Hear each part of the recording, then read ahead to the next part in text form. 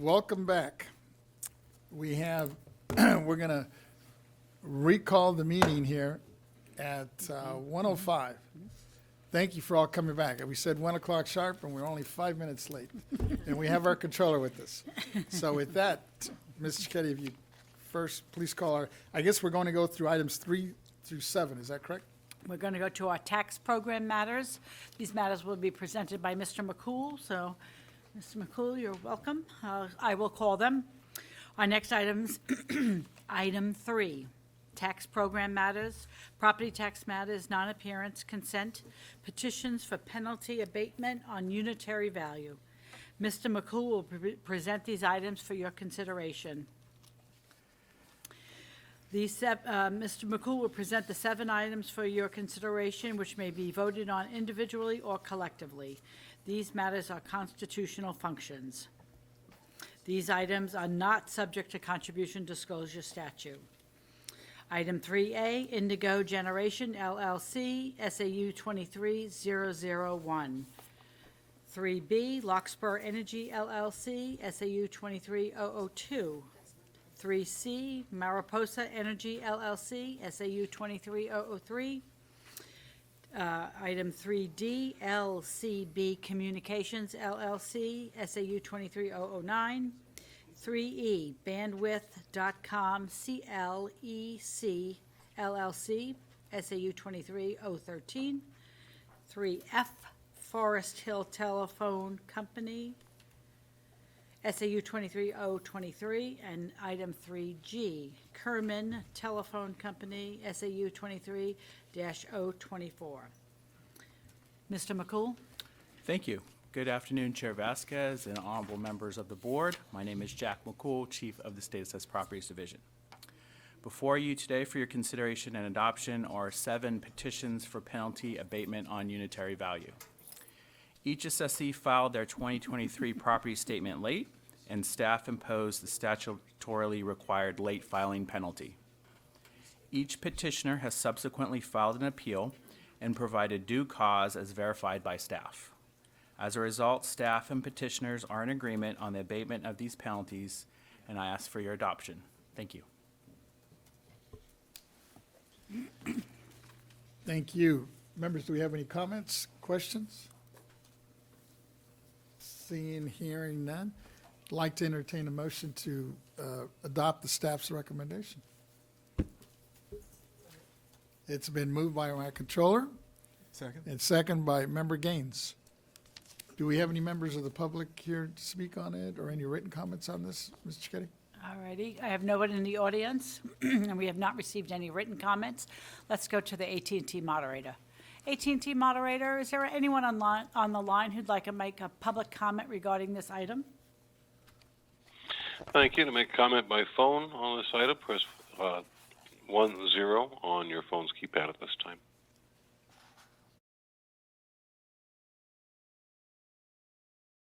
And we have no callers responding. We have nobody in queue. All righty. With that, Ms. Cicchetti, if we would please call the roll on this item. All righty. I have a motion to adopt staff recommendation made by Ms. Cohen, Controller Cohen, and seconded by Mr. Gaines. Let's see here. Chair Vasquez. Aye. Vice Chair Lieber. Aye. Member Gaines. Aye. Member Schaefer. Aye. Controller Cohen. Aye.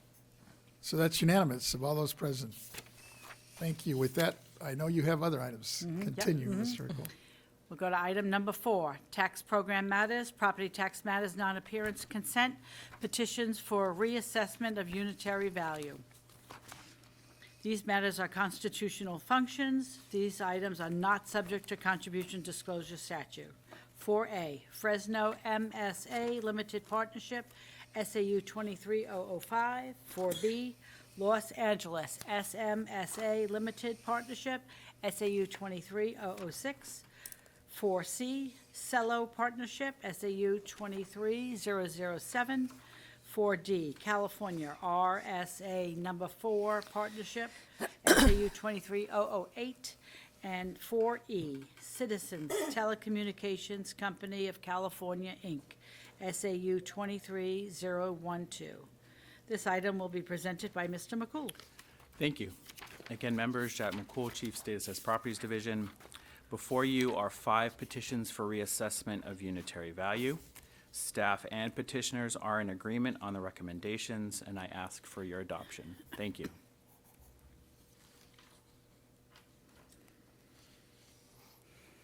Seeing no comments or questions, I would like to recommend staff's recommendation on this item.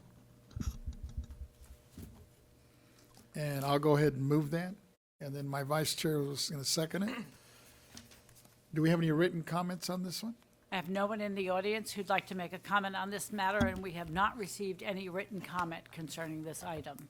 Let's go to the AT&T moderator. All right. AT&T moderator, do we have anyone on the line who'd like to make a public comment regarding this item? For comments by phone, please press 10 at this time on your phone's keypad.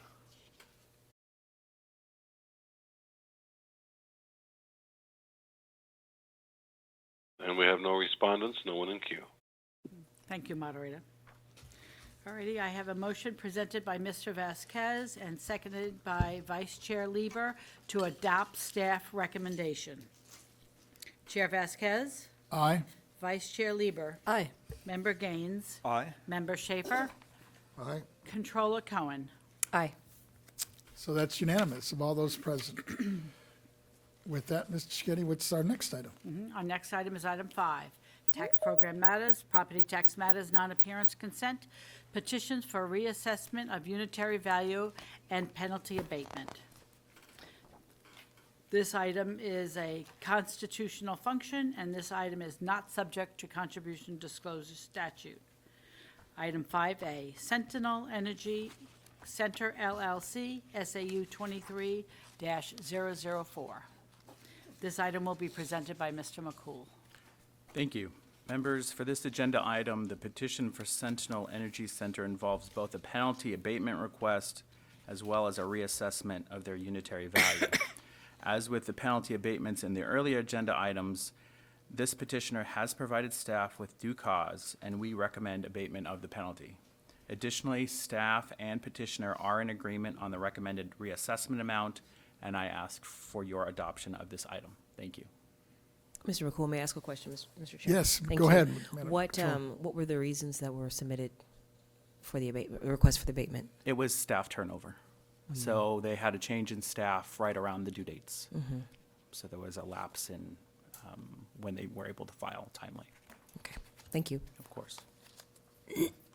Seeing no other comments or questions, I'd like to entertain a motion to adopt staff recommendation. So moved. It's been moved by our controller, second by our vice chair. Do we have any written comments on this one? We have no one in the audience who would like to make a public comment regarding this item, and we have not received any written comments on this item. Let's go to the moderator.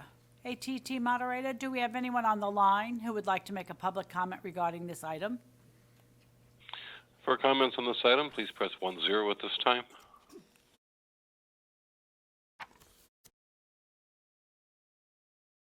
And we have no callers responding, no one in queue. All righty, I have a motion presented by Controller Cohen, seconded by Vice Chair Lieber to adopt staff recommendation. Chair Vasquez, Aye. Vice Chair Lieber, Aye. Member Gaines, Aye. Member Schaefer, Aye. Controller Cohen. Aye. So that's unanimous of all those present. All With right. that, we'll move on to our next item, Mr. Schetti. Next item is item 6, tax program matters, property tax matters, non-appearance consent, petitions for unitary escaped assessment. This item is a constitutional function. There is not, these items are not subject to contribution disclosure statute. 5A, U.S. Telepacific, EAU 23001. This matter is being presented by Mr. McCool. Thank you. 6A. That's item 6A. Is that right? Correct. Okay. I'm sorry, yes, 6A. Thank you. Members, this particular petition is an appeal of the escaped assessment amount resulting from staff's audit recommendations adopted by the board on March 22nd, 2023. As with all escaped assessments, the assessee was provided 50 days from the date of the adopted escaped assessment to appeal. The petitioner did so, and staff engaged with the petitioner to address issues raised in the appeal. Staff and petitioner are now in agreement with the recommendation before you, and I ask for your adoption. Thank you.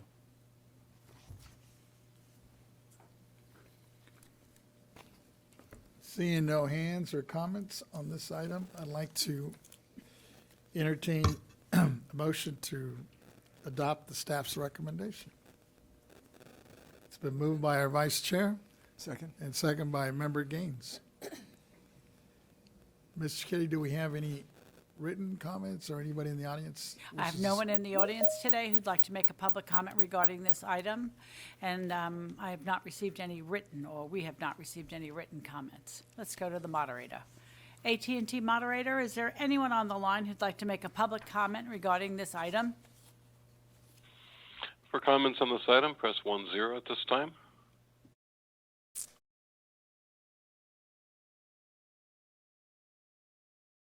And we have no callers responding, no one in queue. Thank you, moderator.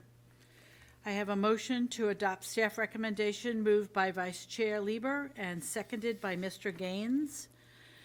I'll take roll. Chair Vasquez. Aye? Vice Chair Lieber. Aye. Member Gaines. Aye. Member Schaefer. Aye. Controller Cohen. Aye. So that's unanimous of all those present. All righty. Mr. Kitty, what is our next item? Our next item on the agenda is item 7, property tax matters, non-appearance, board roll changes. Adopt changes to values of state assessed properties as recommended by staff. This matter is a constitutional function. This item will be presented by Mr. McCool. Thank you. Members, the Revenue and Taxation Code allows for corrections to be made to the board roll of state assessed property to correct staff errors. Today's roll corrections would correct staff errors related to the incorrect allocation of the unitary value for the assessees. These roll corrections do not result in any change in value for either assessee, but rather simply change which counties the unitary values are allocated to. I ask for your adoption of these 2 roll corrections. Thank you. I have a question. Yes, we have one question here from our controller. Thank you very much, Mr. McCool. Good to see you again. Thank you. How do we prevent these types of errors in the future?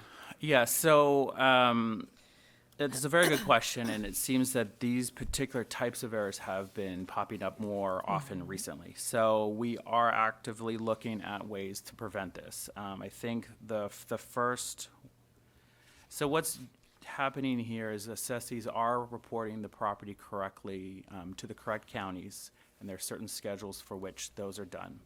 And the staff has to transmit that from one file to a different type of file. So there's manual data entry that's occurring in a lot of these cases. So what we're looking at is adding at least one layer, if not more, levels of physical hard copy review to ensure that the data correction was completed correctly. So is the error on our part? For these roll corrections, they are staff errors, correct? And were they just like copying the wrong number, minor stuff, right?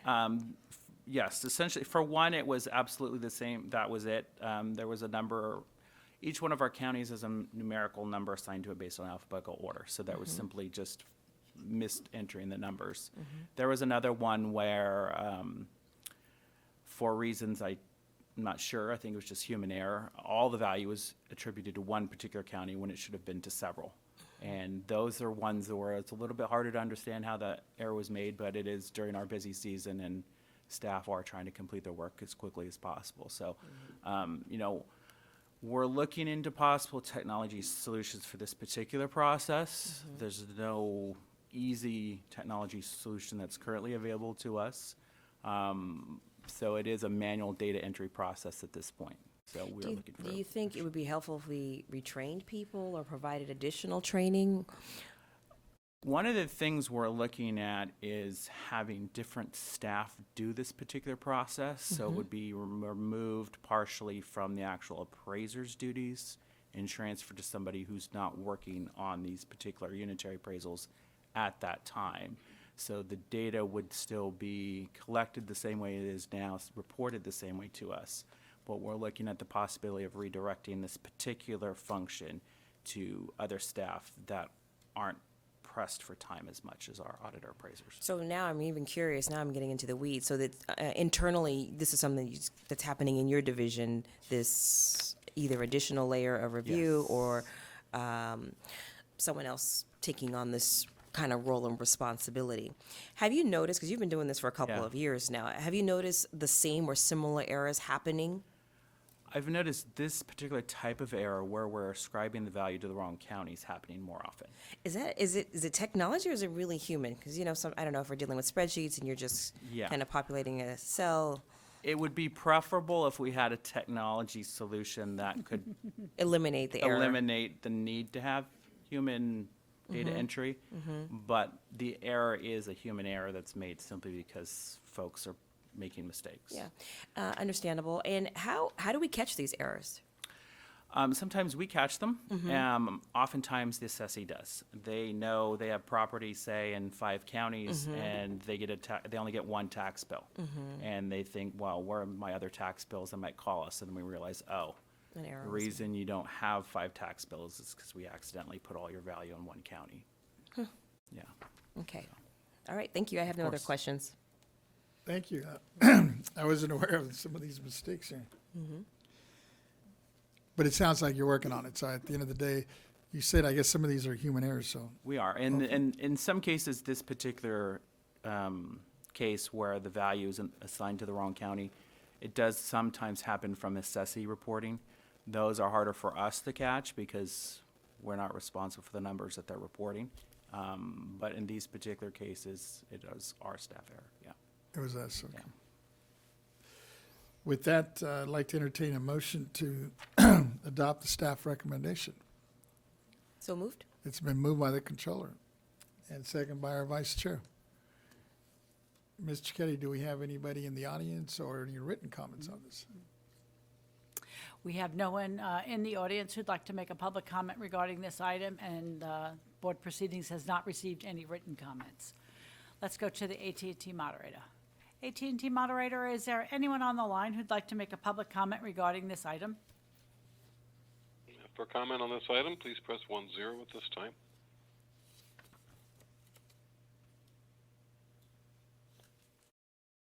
And we have no callers responding and no one in queue. Thank you. So I have a motion to adopt staff recommendation moved by Chair Cohen and seconded by Vice Chair Lieber. Let me take roll. Chair Vasquez? Aye. Vice Chair Lieber? Aye. Member Gaines? Aye. Member Schaefer? Aye. Controller Cohen? Aye. So that's unanimous of all those present. With that, I think we concluded all of your items, Thank right? you very much. And it's my understanding, I guess at this point, we will take a recess because we're going to move from the board meeting and reconvene as a workforce planning board work Well, group. before we take a recess, I want to just comment on the workforce planning, if we can. Yes, please. Yeah, perfect. Thank you. Thank you very much, Mr. McCool. As always, you're cool, and your team is great.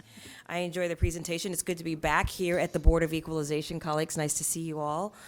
Staff, it's good to see you. So, Mr. Chairman, I'm really excited to see our re-engagement in the important priorities of the Workforce Planning Group, which I just want to note for the public, was established by the board in 2019 during our very first statewide informational hearing on the modernization of the California property tax system, which Mr. Schaefer hosted for us down in San Diego.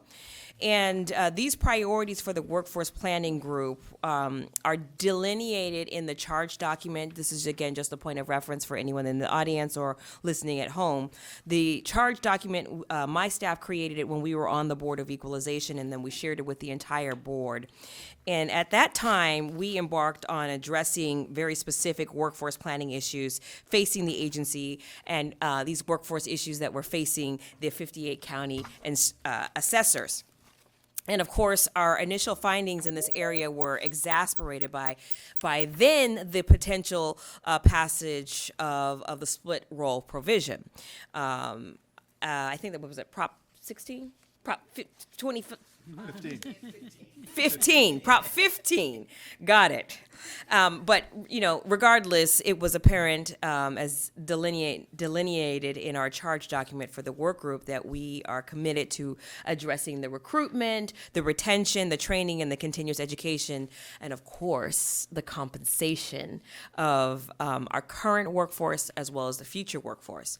And I think in order to continue to cultivate strong leadership, it requires us to be mindful of the present conditions and then also be working to fill and satisfy anticipated future capacity gaps.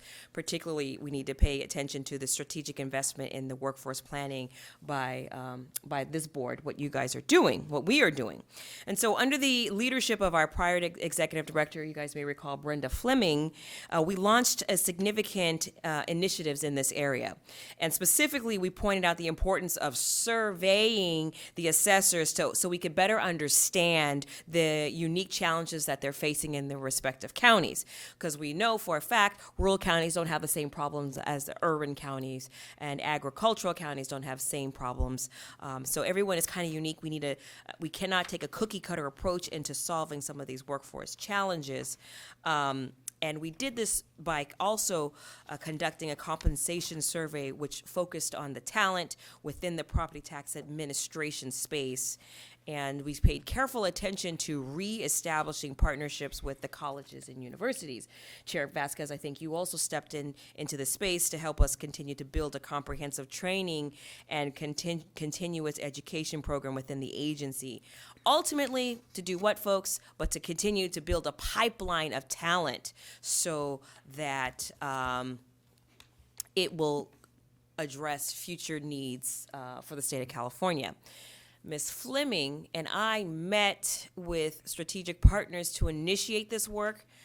We specifically met with the governor's chief of staff to get the governor's support and partnership on this work.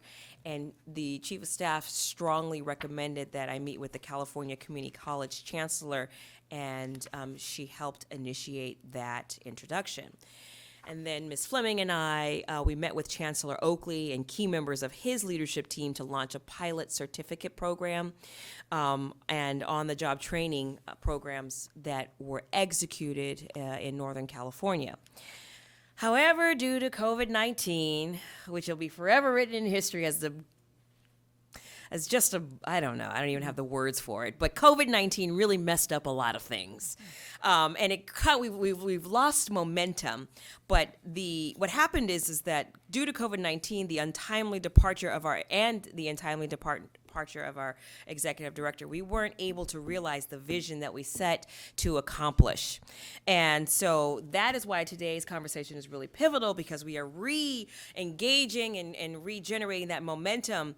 And I just wanted to report that it's the Chancellor's office, that the Chancellor's office remains committed, and I do hope that we will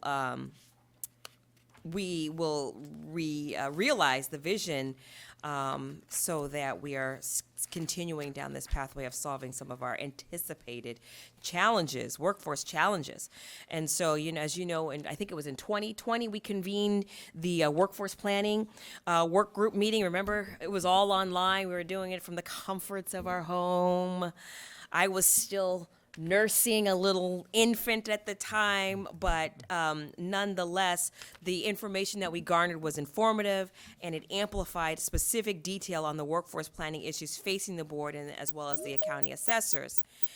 So if we were to just fast forward to where we are today, I just want to first say that I am dedicated to seeing that this work go through a focused process. Chair Vasquez and colleagues, please count on me to continue to lead from the back. I'm going to lead from the back this time. But there are a couple things that I just want to highlight as we frame to get ready to go into this work group meeting. First of all, partnering with colleges and universities and the executive director, Ms.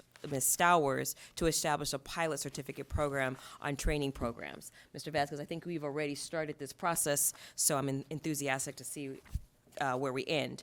Also, reviewing the executive director's reviewing with the executive director the minimum qualifications for appraisers that are set by the Board of Equalization to determine whether alternative options should exist for meeting minimum qualifications. You might recall this was kind of a double-edged sword, right? We have minimum qualifications that we're looking for to fill, but yet that was back in the day when we had a dearth of talent, talented people that were interested in positions. Now we are not in a dearth. Talent is out there, but we have to work a little bit harder to find it. And so we were examining whether we needed to relax some of the minimum qualifications. And then also partnering with key assessors to establish the comprehensive training model for the agency to consider, making sure that we are identifying talent that the assessors are actually want to use and want to hire. So this came from conversations back in 2019, and I just want to reiterate that it was the second district assessors in 2022 that were continuing to drive us. Of course, this model will not only include training for our respective team members, but also the Assessment Appeals Board and the county level. Those are also a key constituency that we sometimes forget about, the Assessment Appeals Board, but I want to just speak them and bring them back into this process. And then in closing, I just want to recognize the California Assessors Association, the District 2 assessors, and in particular, President Lee, Assessor Morgan, Assessor Shelley Scott, Assessor Fong Law, Assessor Prang, Salinas, and of course, Assessor Larry Stone for their vision and their leadership and their important partnership in this work. I'm sure Sally Lieber, you had good relationships with these great, outstanding leaders. I also want to commend you, Vasquez, for continuously voicing the important issues that are, which I've placed in my District 2 report related to the assessors meeting. So I just want to make sure that we are retaining our time and our investment on the current workforce issues. I don't think anything has changed. If anything, the pandemic has probably exacerbated as the culture of work and the environment of work has changed. I see you've taken down the partitions, but nonetheless, we still have a workforce that want to work from home. We have a workforce that we need to train. The assessors still want more training. Ms. Stowers, as you hear all the time. So, in closing, Vasquez and Member Gaines, thank you for accepting the leadership on this work group. You did that back in 2019. I appreciate and value the importance of completing this task. I look forward to continuing to open my hand and be ready to work. And want to also give a shout out to John Thiella, who is still here working and giving leadership and wisdom to steady this ship as we continue to move forward. So that is my opening remark. I'm closing my opening remarks. Any questions or comments? No, I appreciate your, Okay, I know Your it was history. a mouthful. Yes, just want to revisit that history. and I think you hit it right on the nail. You know, COVID did throw us for a loop here, but as you'll see, well, I know you have to run, but as your staff, I'm sure, will fill you in. Yes. We have some outstanding speakers that are going to be talking, not only from the Chancellor's office, but also from the community colleges and from some of our assessors that you mentioned already, their staff, that I think are going to, hopefully, some of them that worked with us back in 2019 and 2020 that have some institutional knowledge that are going to take it forward, but some of the new players that we're going to hear about today a little bit later in their testimony, I'm hoping that synergy that we're going to develop here is going to take it to the next level. I'm looking forward to having you also participate now in Yes. your new role as the controller to make sure we expedite this as quick as possible. So there was a couple themes here that I wanted to touch on. How transition has really had an impact, right? Not only do we have a new kind of a work environment, but we have new chancellors, we have new leadership in place in these respective systems. I think when I was reviewing the panelists, these were all new names to me. Yeah. So I look forward to hearing what their comments are. And then I was also thinking about what Mr. McCool was saying about how catching these errors.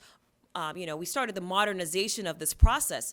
Is there technology available to help eliminate this so that we are continuing to produce a stellar product for taxpayers?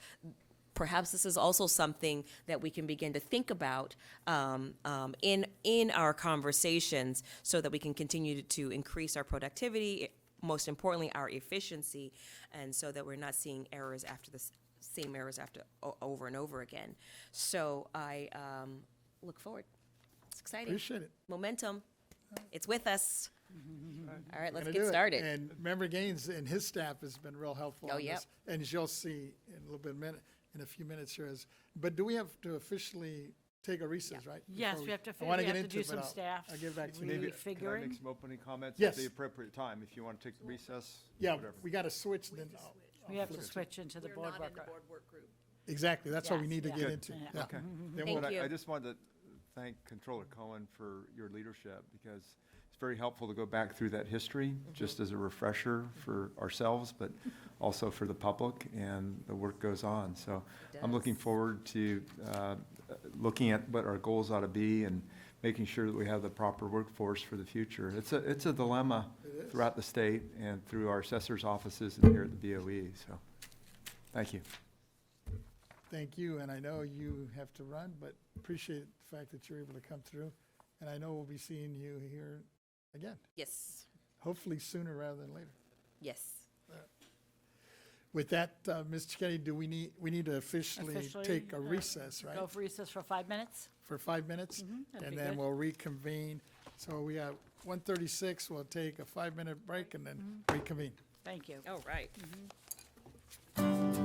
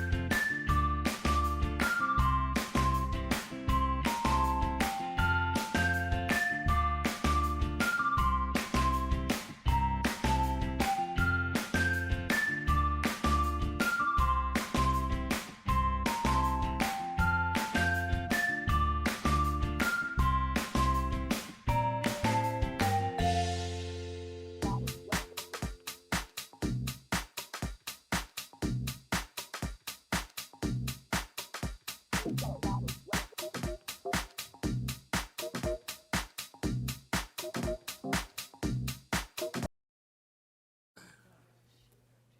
folks, it looks like we have all our audio folks online and in sync. So we will go ahead and reconvene at 1:43. And under the Workforce Planning Board Work Group. And I guess we're changing hats here. It's not Ms. Cicchetti now, No, it's Miss Taylor. Ms. Taylor. So Ms. Taylor, take it away. All right. Our first item of the day for the Workforce Planning Board Work Group is number 1, greetings and introductory remarks by Mr. Vasquez and Mr. Gaines. This work group consists of board members, the California Assessors Association, and county assessors from large, medium, and small counties who will update and continue efforts to develop opportunities for recruitment and training of a statewide pipeline of skilled property tax workforce. At the conclusion of all meetings, the board work group will report back to the board with recommendations for possible actions. Our speakers for this item is the Honorable Antonio Vasquez, co-chair, member 3rd District, Honorable Ted Gaines, co-chair, member 1st District, Honorable Christina Nguyen, President-elect, California Assessors Association, and Sacramento County Assessor Recorder Clerk. Thank you. With that, first of all, thank you, members and all the participants. And I'm looking at several on the screen now. Oops.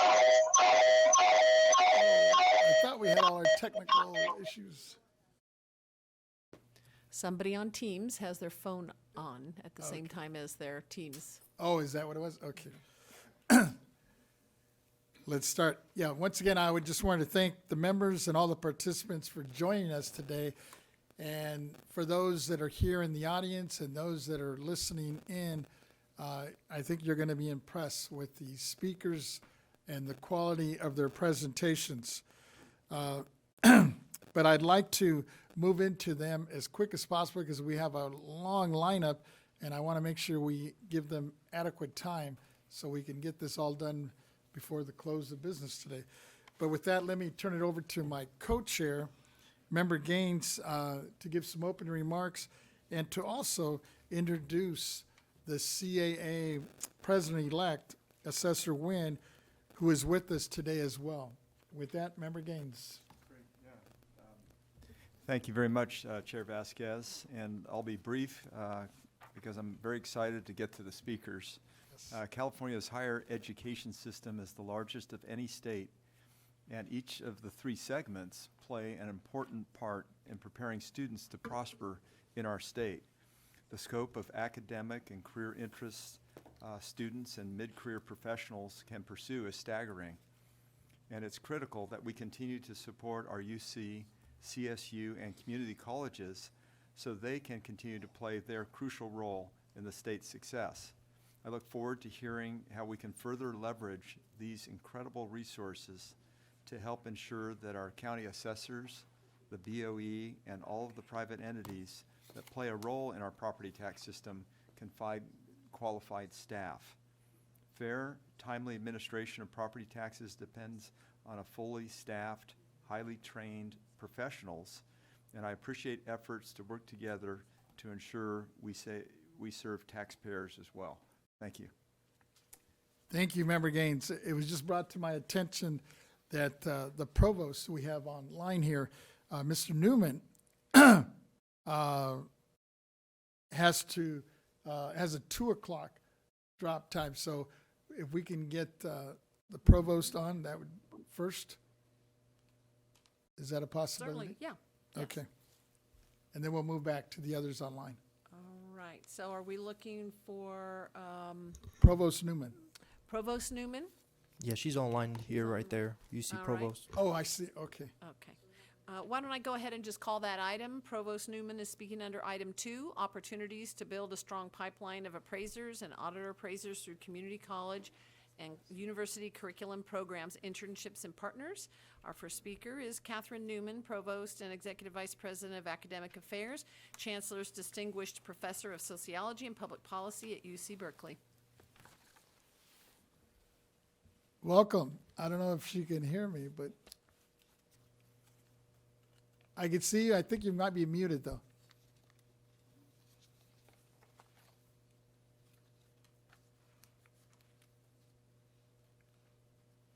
You're on the screen and talking, but it's not coming through.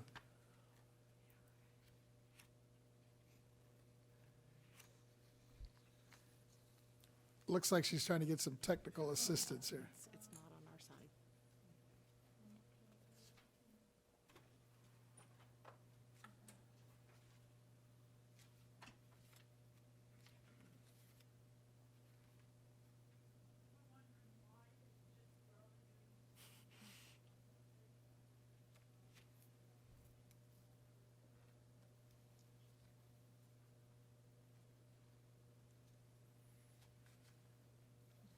Modern technology, sometimes it works, sometimes it doesn't. But it looks like they might be figuring this thing out here. Let's see.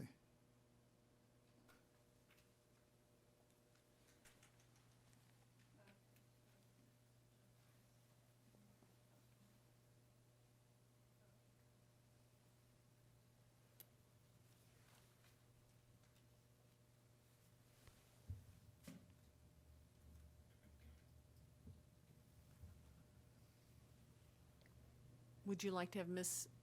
Nguyen say a few words while we allow the provost to? I was going to suggest that, but I know she's on a deadline. I think she only has like 10 minutes with this. Yeah. So I was trying to give her the benefit of the doubt here.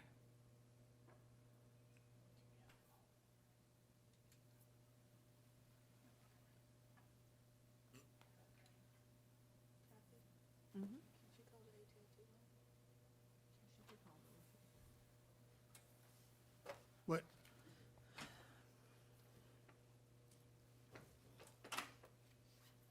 Ms. Taylor, let's go ahead. Yeah, I guess, why don't we start with Ms. Nguyen then? And then if she comes on, Yeah. we'll bring her back. So we have Ms. Nguyen right here. I think she's queued up, right? Yeah. Good afternoon, Chair Vasquez, board members, and invited guests, and everyone listening or watching live. Can you hear me? Yes, we can hear you. Welcome. Great. Hi, can folks I- hear us? Oh, it sounds like the provost is in. Okay. Can I hear? Okay, I will. Thank you, folks. Thanks for your patience, Ms. Nguyen, and also for the provost. Looks like we finally got it figured I'm out. so sorry. I am so sorry, colleagues. We don't use Microsoft Teams in this office. And so anyway, I apologize. And I have until 2:10, so a Oh, little thank bit you. more time. All righty. But I don't want to take up more than my fair share. But let me just thank you all for including the University of California in this important discussion. I want to start by saying that I actually have had a lot of experience over time as a university leader developing professional apprenticeships and career experience programs that help to link what we do in the classroom with what our students need to learn to be effective colleagues in the work world, in the private sector, in the nonprofit sector, and in the public sector. And so I'm very optimistic about what we might be able to do. The most effective programs, in my experience, are those that align the students' interests with the potential future role in enterprises like yours. So, for example, our students who are in public policy, in public finance, our students who are in business schools, these are all of the programs to which I would turn if I was looking for a place to create a pathway between the University of California student body and the assessor's office, and any of them, whether they're in the communities or in Sacramento. We do have many students who are interested in public service, and they look to serve the state from which they have come. And I think it would be a marvelous opportunity. It's one that works best, though, if we can complement what they are developing in the way of skills in the classroom with the knowledge you can only gain, so to speak, on the shop floor, in the enterprise itself, working alongside people who are capable of training them, of giving them the kind of what we call firm-specific skills or organizational skills that really make them suitable entry-level employees when you're ready to hire new people. So if you were to ask me, what could we do to help create a pipeline of experienced and thoughtful and skilled professionals to join you, it would be to develop that kind of co-op program or paid internship program or summer job program where we would align the preparation they have and could even specify certain courses that might be particularly important to help prepare them for roles like these. The University of California is very eager to develop this kind of model. It was pioneered years ago, those of you who are familiar with Northeastern University in Boston, that developed some of the most important new co-op programs where students literally spend an entire semester working under the guidance of professionals who help to train them, and then return to the classroom and go back and forth for a while until they are ready to graduate, and often are then hired instantly because they are already veterans of the organization. I don't know whether that's anything like what you have in mind or whether there would be funding available for that kind of training program. But if you were to ask me what would be the most effective way to do this, it would be to link the programs on our campuses that are most aligned with the public mission of the assessor's office to an internship style or co-op style program that would help you get to know our students. And so that really is what I wanted to tell you. I've had experience doing it. It works extremely well. It opens up opportunities for students. It creates an opportunity for diversity in the professional labor force that I think is valuable to all of you. And it does so by basically making sure that those are paid opportunities. Students who can afford to do this kind of internship work without being paid are going to be the highest income students we have. So if it's important as a matter of public policy to ensure a diversity of talent coming your way, then making sure that these are paid internships are important, because these are students who have to be able to pay their way. They have to be able to cover their bills. So that's really what I wanted to present to you as an idea for your consideration. I had the opportunity to talk to some of the colleagues in the assessor's office about this. They were at least enthusiastic enough to invite me to repeat it for you. And I'm very happy to take any questions or receive any comments you might like to give me, Chair Vasquez and colleagues. Yes, first of all, thank you. Thank you for your comments. And you kind of touched on what I was going to ask, and that is, as we're looking at these career paths for these students, they have so many options these days. What are maybe some of the public policy efforts that we could work with, maybe in partnership, to try to attract these career-minded individuals to get into this profession?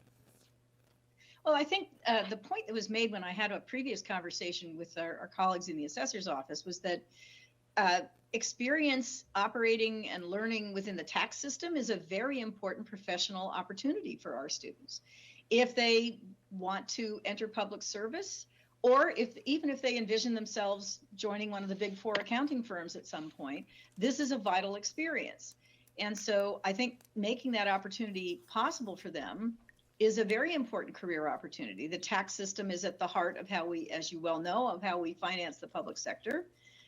It's a very complex and technical area of study. Our students are well skilled in aspects of accounting and forecasting and higher level mathematics. I certainly think they would come with the basic skills, but there is no substitute for the kind of experience of working within the tax system for them to understand it. I could imagine a contingent of students who hope to become lawyers finding this to be a very valuable training process before they enter law school or while they're there already.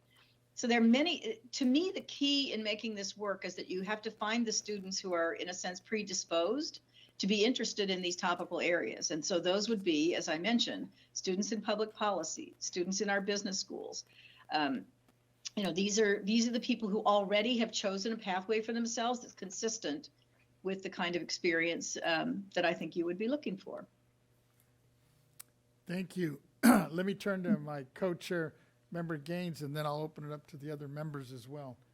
Go ahead, Member Gaines. Thank you very much for your presentation. Appreciate it. And one of the challenges that I see just in terms of getting the right talent is related to my district. If I take a look at my district, I represent 34 counties. Many of those counties are rural. And so I'm just trying to figure out, number one, do they even have the money in order to pay for an internship? And I guess number two would be, is there any opportunity through the BoE in terms of funding these internships even at the local level?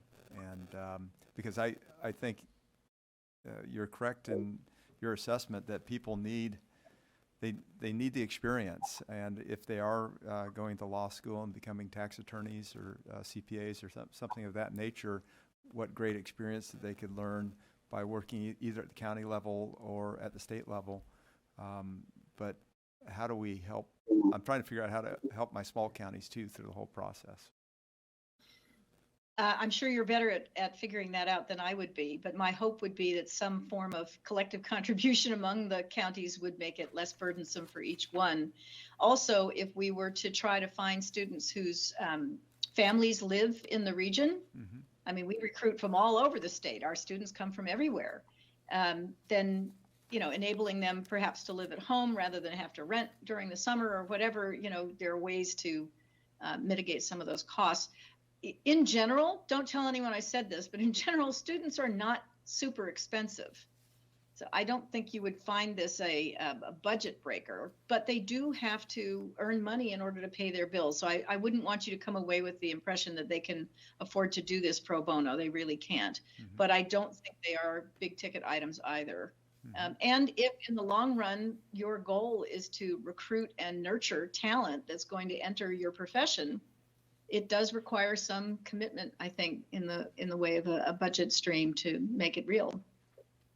Yeah, wonderful. Easier said than done, I realize. Yeah, thank you very much. Appreciate it. Let me turn to my Deputy Controller.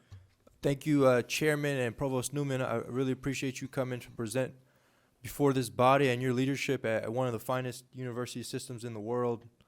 I had a question. My first question would be, you mentioned a little bit in your presentation on the public-private partnership. Would you care to share some type of example of how that's worked to help fill the pipeline into the public sector, how the private sector has helped in that regards? Yes, so in my previous job, which was similar to the one I hold now at the University of California, I was at the University of Massachusetts and developed a program we called Professional Apprenticeship and Career Experience. And this was funded by private philanthropy, but it enabled students to gain experience on the campus in skills they would need to then deploy when they were in their junior and senior year in public and private sector offices, firms, whatever. And so it was a kind of a pathway that spanned the entire 4 years that they were at the university. And it begins with complementing their classroom work with experience on campus. So we had, accountants on our campus. We had budget offices on every campus is like a little city. So we had experts who were on our staff that were willing to create an experiential pathway for students who were studying these topics inside a classroom, which is a somewhat more artificial introduction to the field. And once they got a little bit of experience on the campus, they were more valuable to private sector and public sector employers who didn't have to start from square one with a student who was very smart but very green, if you see what I mean. And that is how we organized it. And then they would be working as interns and co-ops in their junior and senior year when they already had some experience under their belts. I found this to be very effective. I did this, I was telling your colleagues earlier, we worked on something like this in the real estate industry. And of course, that involves appraisal. It involves some of the same skills I'm sure that assessors use. But we gave students training in a classroom setting, and then they were able to parlay that into opportunities in the development industry, real estate development industry. So it's not exactly the same, but it's sort of a cousin, I would suppose, of your enterprise. So this was fun, and very often, especially in very tight labor markets like the one we're in, private sector firms would contribute to this training. Of course, they also would like to then hire those people. They're not really in the business of providing that kind of support, and then they don't get a benefit out of it. But the most enlightened of them, I think, would understand that a time period working in a tax assessor's office qualifies those people even more for what might ultimately become private sector positions. that's sort of all that I can contribute. This is not really my field of expertise, but I know enough to be a little bit dangerous, and so that's what I was referring to. Thank you, Provost Newman. My next and last question. I'm a product of the UC system myself. I received my law degree from UC Law San Francisco. Great. And one example would be during my academic career,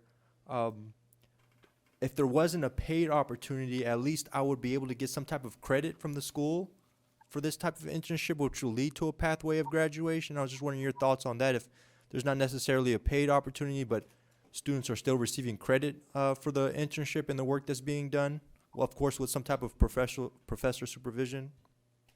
Right. There, as you've just explained, there's sort of two pathways that tend to not mix. One is an academic pathway where they need to write a paper or something reflecting on their experience, and that's supervised by a faculty member, but they do get some experience, in a sense, on the ground. The other is a paid pathway that tends to be longer hours, more immersion. Often they do kind of account for their time in the sense of writing something that creates almost a portfolio of their experience. But these tend to be two different pathways. Personally, I think that it will be more successful if there is support behind it, but we're willing to give it a shot no matter what. I do meet with the business deans. I meet with the deans of public policy, and I'd be very happy, once you've had a chance to think about all of this, to let them know that there's an interest in creating a program of some kind. And remember, our campuses are all up and down the state. There are 10 of them, and they're everywhere. On top of that, we have the freestanding law school like Hastings, or what used to be Hastings, San Francisco Law. So I think there are opportunities of this kind, and they may end up being for credit. I think you would find a more robust take-up role if they're funded, but that is something, of course, you have to consider. Thank you, Provost Newman. And just my last comment would be, I was very happy and pleased. I got to tour the UC Merced campus, brand new, state of the art. It's the first UC campus in the Valley as well. I'm just happy to see that expansion in that part of the state. So thank you for all your work. We are very proud of the Merced campus, which is the newest member of the UC system. I met with the chancellor just yesterday, and they are absolutely firing on all cylinders and will be able to help the Inland Empire generate more highly skilled workers who are going to become important professionals in the inland valleys as they grow and mature, and we're very proud of them. I agree. Thank you so much. My pleasure. Thank you. Let me see if there's any other comments from any of the members. I think you did a pretty good job of capsulize, especially in the area that we're looking at in terms of how do we attract these students. And I think with your leadership, hopefully we can get a real good buy-in from the UC campuses and that host student body. We're going to be talking to some of the community colleges as well. And I think it's between the synergy, I think, between the two, I think we should be able to hopefully start this pipeline that we've been talking about to hopefully help a lot of these assessors, the 58 different county assessors up and down the state. Appreciate your time. I know you have to run. I just wanted to end by saying we have, as you all know, a very robust transfer process linking the community colleges to the University of California. Roughly a third of our students have their origins in community colleges. We're very proud of their achievements, and I am sure that the experience community college students would get with you would rebound in very positive ways to their careers within the University of California. So I'm going to let you go, and thank you very much for including me in this conversation. I really appreciate the opportunity. No, I appreciate it, and looking forward to this partnership that'll develop here hopefully soon, and looking forward to future conversations on this issue. Great. Thank you very much. Enjoy your afternoon. Thank you. With that, Ms. Taylor, who's our next? I know we have other speakers on the line here. Our next speaker is listed under item 3, other agencies or organizations. Our speaker is Dr. Geis Lee, PhD, City College of San Francisco, Interim Vice Chancellor of Academic and Institutional Affairs. Good afternoon. Can you hear me okay? Yes, welcome. I can hear you loud and clear. Great. Thank you so much. My name is Jessie Lee. I serve again here as the Interim Vice Chancellor of Academic and Institutional Affairs at City College of San Francisco. Again, thank you for this opportunity. I was trying to gather some information to share with this board, and certainly I welcome questions as well. I don't have a PowerPoint presentation. I don't have a whole lot. I just wanted to make sure that, again, I understand your needs and sort of take direction from, from this board in terms of next steps. Again, I want to acknowledge Provost Newman's comments in working with community colleges. I know that right after me, Sandra Sanchez from the California Community College Chancellor's office is going to speak as well. My colleague, Jim Lancaster, is going to be up in about an hour or so. So I hope to not be too repetitive in terms of what I'll be sharing. But again, in terms of, community colleges are the social engine of, social mobility. So we're trying to do everything we can to provide workplace training.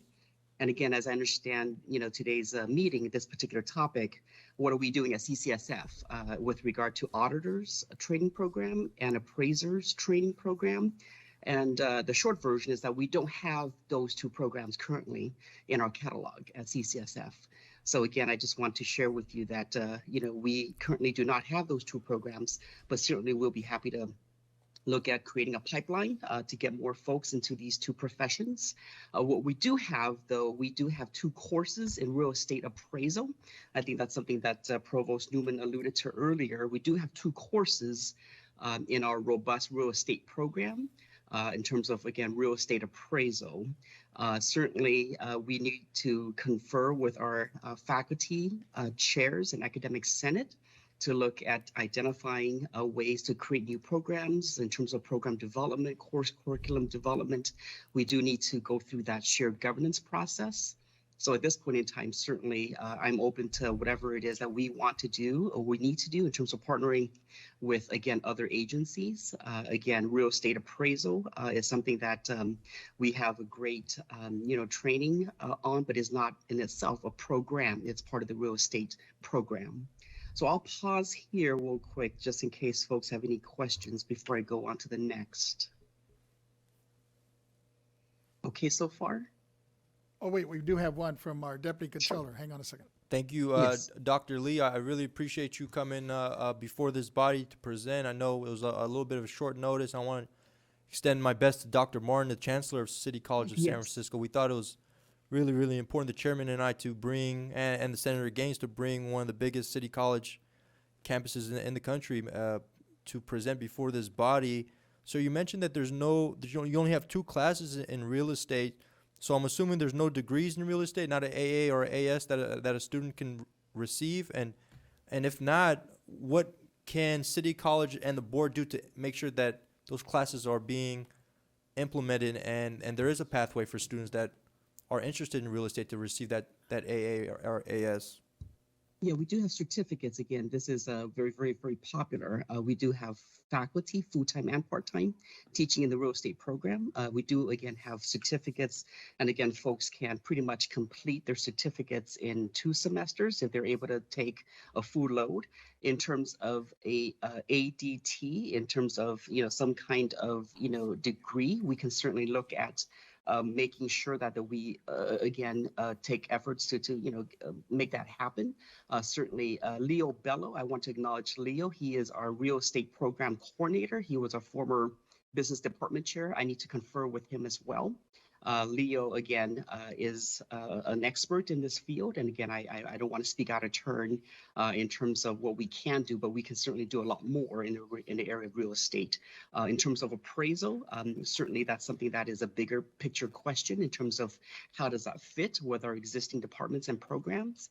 Again, auditor is something that, again, would fit with our accounting degree and programs. And that's something that again, a lot of community colleges do offer an accounting degree. So again, whether we add on to what we have, make it a stackable, make it, augmenting whatever it is, we certainly can do that. Thank you. So at this point, again, I know I have 15 minutes, and again, I don't have 10 more minutes of stuff, but I do want to alert the board to the website. It's edd.ca.gov. That is, again, a very helpful website in terms of employment development, for folks to look for jobs within the state. Again, in terms of labor market index, labor market information, job market information, how many jobs are in a certain area, how many jobs, are available throughout the state. There's a rich, again, website in terms of how folks can get started. There are information about different educational providers. There are different information about occupational guides. Again, it's something that we can look at the data and sort of guide our decision making in terms of how do we start from here on out? How do we engage with our partners? How do we sort of partner with, again, the state chancellor's office? There's opportunities to look at labor market data. And again, my understanding is that there's a good number of folks retiring, a good number of auditors and appraisers retiring. So we definitely need to increase the pipeline. And again, if we can, CCSF, if we can somehow add to this conversation, I'd be happy to be a part of future conversations with other agencies and partners. Yeah, I appreciate it. We do have another question here from my vice chair, Ms. Lieber. Sure. Thank you so much. Thank you, Dr. Lee, for being here. My question is around what's the difference in starting something that would be a certification program versus, say, traditional education transfer kind of a thing. Is there any less time that's needed, or is it more time to get to the point of a certification program? Yeah, thank you for asking that question. I want to acknowledge our chancellors here. Chancellor David Martin's here. The question is really one of time. So a certificate program is, again, shorter to achieve, to earn a certificate. And so it's his degree, whether it's an AA or AS, it would take longer. Again, the minimum number of units is 60 units. So again, depending on the student's, availability to take classes and other demands and life priorities, it may take a student much longer to earn an AAAS degree or an ADT to transfer to another 4-year school. So a certificate program, again, minimally is 16 units. So again, if a student were to take, 2 semesters, they would be able to finish a 60-unit certificate in 2 semesters' time. So again, it's a question of time duration and how many courses, right, are we offering to make sure that we continue the pipeline for students to start and finish. Okay, thank you. One of the things I was noticing, and I know San Francisco is like one of the highest levels in terms of cost of living and for compensation. And I'm just wondering, what has been your strategy to be competitive and to provide the compensation to be competitive with the market at your university? Thank you for that question. I do want to acknowledge our Chancellor, Chancellor David Martin. Thank you so much for joining us. I don't know if you want to take that question. Oh, okay. Certainly. Good afternoon. Thank you for the opportunity for City College of San Francisco to be here. Real quickly, and I do apologize for logging in a moment late, but my name is David Martin, and I'm the Chancellor here at City College. And it seems like you've gotten to speak with Dr. Jesse Lee, our Vice Chancellor of Academic Affairs. So real quickly, in respects to competitive wages, that's certainly something that we are very mindful of. We really work hard to develop relationships with future and current employers. So as we're developing our programs and our pathways, it's really working with the end users or the employers from the front end of the process to ensure that as we're developing these programs and academic pathways, they are leading to living wage and competitive jobs. So one of the things that we've worked really hard on here in San Francisco is building those relationships with city and county agencies and CBOs or organizations throughout our community or community-based organizations to ensure that our programs and pathways are leading to those living wage jobs. So it's those partnerships with the employers that we really focus on. And I believe that should address your question. Thank you. Thank you. Looks like we have another question here from our Deputy Controller here. Thank you, Dr. Martin. Good to see you on screen Yes, too, thank sir. And I want to thank CCSF trustee Alia Chisti for the introduction and for you making your time out today too. I did have a quick question, just an overview. How many students are currently at City College, and how many campuses do you have across San Francisco? Certainly, and that number is still evolving as we are in the second week of the fall semester, so you cannot hold me to the number I'm about to give because it may change a little bit over the next week or two, but we're approximately between 27 and 30,000 students, unduplicated headcount.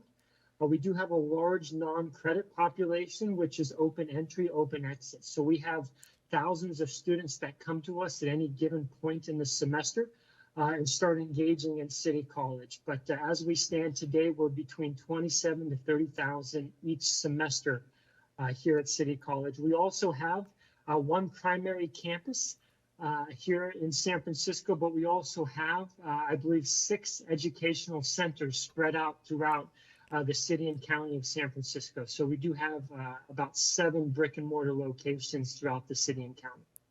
Thank you, Dr. Martin. It's a huge operation that's underway, and I wish you all the best semester as well. And when we're speaking about City College of San Francisco, just in your experience, your professional experience, these students are coming to San Francisco or living in San Francisco to get educated, but a lot of them are finding jobs and opportunities throughout the state, right? Whether it be in Sacramento or the Central Valley or Los Angeles or San Diego. Can you kind of explain that process and how City College is helping kind of have these students finding their professional careers, whether it be in San Francisco or just across California, and how you think the state Board of Equalization can help in attracting talent? Certainly, and I think a lot of that good work is happening right now in respects to providing employment opportunities outside of just the immediate geographical boundaries. The Strong Workforce Program really connects every community college within the system to each other. So as we are working through the Strong Workforce Regional Consortium, we are in constant communication with regional employers as well as regional institutions of higher education. So if there are opportunities for our students or a need or a demand for employees or trained or skilled workers, we are certainly having those conversations at the regional level. Now, the regional level is the first step, but in looking at the statewide level, it's really making sure that the regions are talking to each other. We do that constantly. And looking at how the state can help, it's really supporting those regional conversations and ensuring that the strong workforce continues to be a priority in respects to educational funding. We do receive and are very grateful for a consistent stream of strong workforce dollars to really develop and enhance our job programs. And that's something that I hope remains on the forefront of educational funding here in future budget cycles. But that funding stream, really, it connects the regional employers with the institutions of higher education. That is where we can make the most difference in staying consistent and expanding that relationship is where I see the most benefit. Thank you. Thank you. Well, I learned something today. I didn't realize you were that large. I know I'm down in Santa Monica. I thought Santa Monica City College was the largest in the state, but it sounds like you're right up there with them. We have a very dense student population. We do serve a large number of students in a very small geographical area, but as I'm sure everybody knows, San Francisco is such a unique city and county, but we do our best. No, I appreciate it.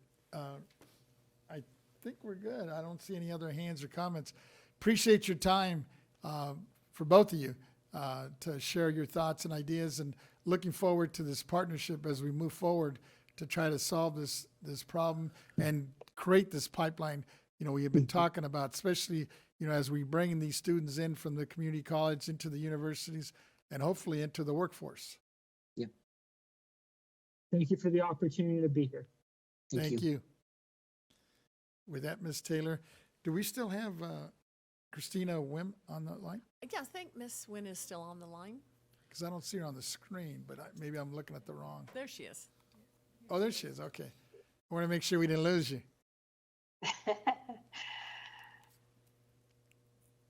Go ahead. I think we have you now. Go ahead.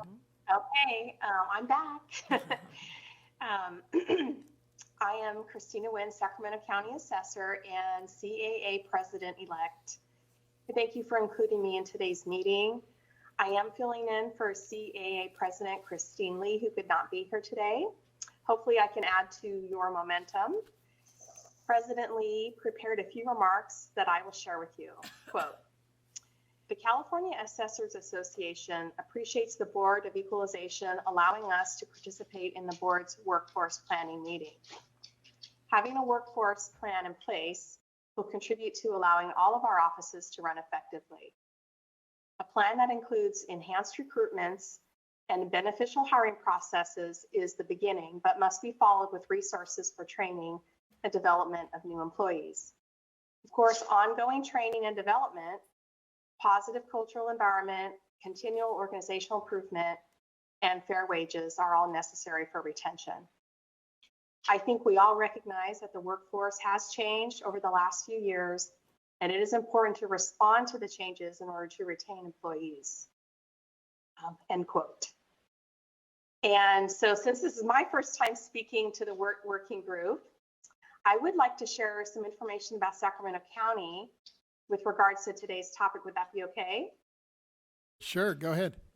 Okay. For those who might be wondering, Sacramento is classified as a large county. The county population is north of 1.5 million, and the property tax roll includes over 500,000 parcels. My office has 151 of the best full-time employees in the state, and 60% are BoE certified appraisers and auditor appraisers. Our vacancy rate is approximately 4%. And as of today, if all goes well, we will only have one vacant appraisal position to fill and 9 vacant non-certified technical positions.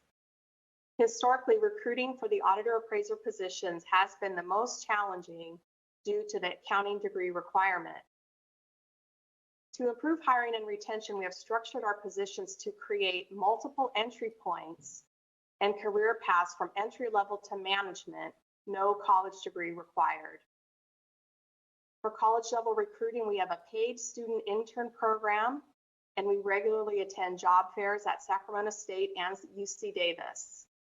This has been very successful, and since the pandemic, we have hired 3 of our student interns as appraisers. The manager of a residential division, Jim Glickman, MAI, is an adjunct professor at American River College here in Sacramento, where he teaches an entry-level appraisal class, and 9 out of the last 10 new hires are his former students. Once we hire, the goal is to train and retain. Here's our approach to achieve that goal. In addition to the use of various mass appraisal tools, appraisal staff receive extensive training for and utilize all 3 appraisal valuation methods in their work. This is important because the classroom is where appraisers learn theories and concepts, but on the job is where appraisers learn the skill and art of appraisal. It's kind of like passing the DMV written driver's license test. Passing the DMV test does not make someone a good driver. Driving skills are developed with time behind the wheel. Same with appraisal. Appraisal skills are developed through practicing the appraisal process. We have an assigned training coordinator that provides staff personalized assistance with identifying and coordinating required continuing education. This is especially helpful for those seeking advanced BoE certification. 2 of our appraisal staff are BoE certified to teach courses 5, which is the basic income course, and 56, which is advanced income. And these courses are taught on site once a year. We offer flex schedules and various telework options across all divisions, and emerging and senior leaders receive ongoing internal leadership training. And finally, wages, the big topic.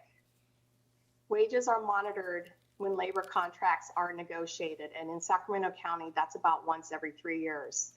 And we request increases as necessary, although those requests are not always granted by county management.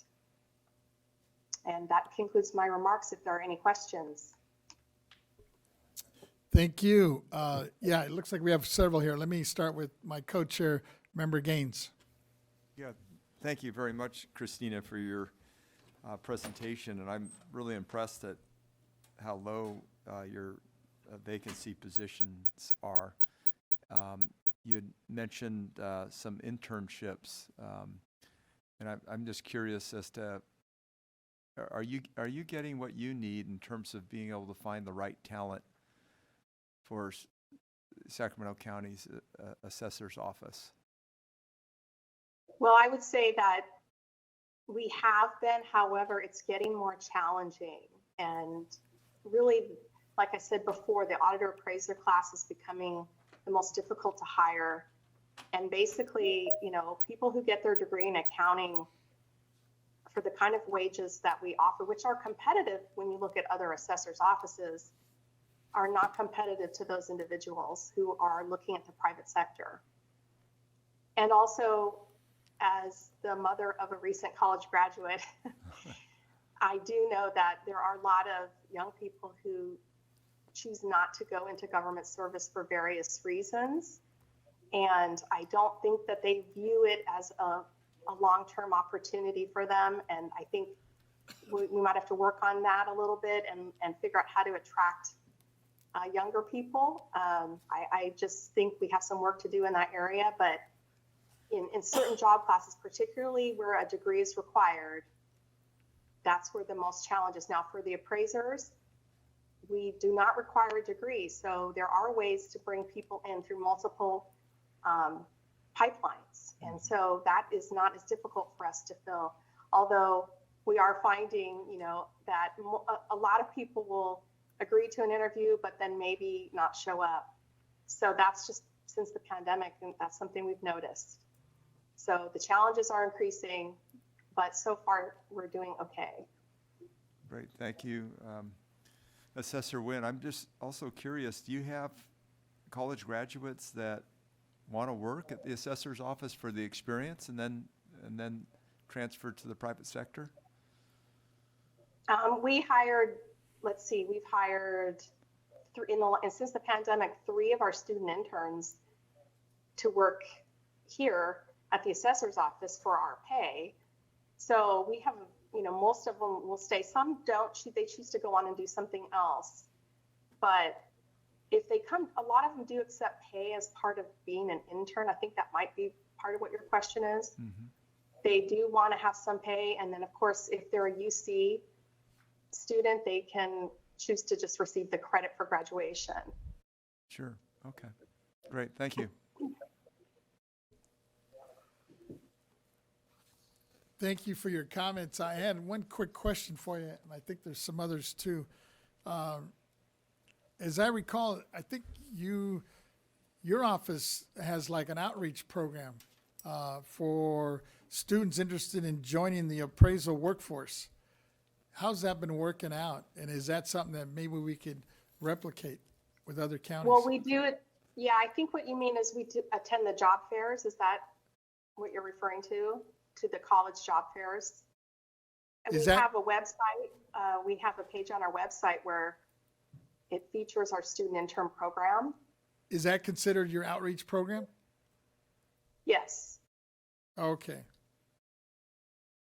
I guess I thought I saw something that it was tied into, you know, preparing folks to get into the appraisal No, profession. the only thing we have, like I said, is one of our managers is a professor at American River College, and he teaches appraisal, and we hire a lot of his students. A lot of his students get interested in becoming appraisers through his course. Oh, through his course. Okay. All right. I for some reason I thought it was more of an outreach program that besides the actual classroom. You know, we circulate the job openings through the county media. We post them to our website, CA website, but other than attending the job fairs and, you know, just trying to get the word out, we don't really have any other formalized program. All righty. I think Deputy Controller might have another question for you. Thank you, President-elect Nguyen. Great to see you. I just want to first, on behalf of the controller, congratulate you on your new post. I know the CAA is in good hands here with you at the helm. I just wanted to really quickly ask a question on just internally promotional opportunities within the Sacramento County Assessor's Office. And for somebody that maybe not starting at the Assessor's Office, maybe not thinking about being an appraiser, maybe starting at more of a clerical level, and just if there is a pathway to a promotional pathway to get to that entry-level appraisal position, and if that's something that's on your radar. Yes, so what we offer is at the very entry level positions in our office, which would be, some would classify as clerical, though we call them technical positions, where you have very minimal experience, maybe high school graduation requirement. You can work your way up from those positions all the way up through management. So there's a position, you have a promotional position all along the way. So it takes you from entry level through appraisal technician to appraiser or auditor appraiser, depending on what if you take additional courses for the auditing side, of course, but you can work your way all the way up to the top. As a matter of fact, several of our current managers were student interns at one time, and the assessor before me was a student intern. Wow, that's the definition of homegrown. So I'm glad. So I'm glad to see those in the workforce, especially starting in your office, to have that, see the growth that comes with working in such a fine public agency. And then my last question would be, the chairman hit on it earlier, just about your career fairs. You said you're out at UC Davis, out at Sacramento State, and just kind of how you're able to gain traction with the students, kind of make the pitch, and for those that maybe a freshman or sophomore in college, how you can kind of reel them in after graduation, if you care sharing your thoughts. Sure, yes, we definitely have a strategy there. We will bring a current student intern along with us and a newly hired appraiser and maybe someone a little more experienced. So the students can get a flavor of exactly what they would be doing and relate to persons closer to their age and maybe into their life experience. So we definitely recognize that's really important. Like I said, as the mother of a recent college graduate, I got to listen to his experience at these job fairs, and I tried to learn and take that in and apply that at our office. Thank you, President Nguyen. Keep at it. Glad to have you here presenting before this body. Thank you. Thank you. Seeing no other hands, I think we're good. Appreciate your time and your patience. I know we had you in and out here a couple of times on the screen here. No worries at all. Thanks. Thank you. All right. Ms. Taylor, I think Yes. you're up. Our next speaker is Sandra Sanchez, Vice Chancellor of Workforce and Economic Development, California Community Colleges.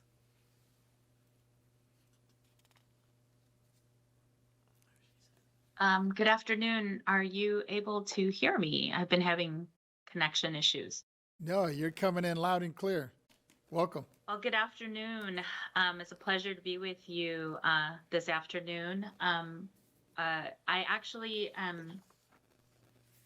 was hoping to be able to join you earlier so I could hear a little bit about what your areas of interest are, in particular with this occupation that you're trying to address. And so my apologies that I don't have a formal presentation prepared for you, but I am open to receiving any questions you might have, in particular as it relates to our system. Yes, we have several. Let me start with my co-chair, Member Gaines. Yeah, thank you very much, Vice Chancellor, for joining us. Appreciate it. And we are struggling at the Board of Equalization in terms of hiring the right staff. I represent 34 counties. Many of them are rural. They're struggling to hire people. And so we're very interested in terms of the community college opportunity of introducing students to what we do in terms of appraisal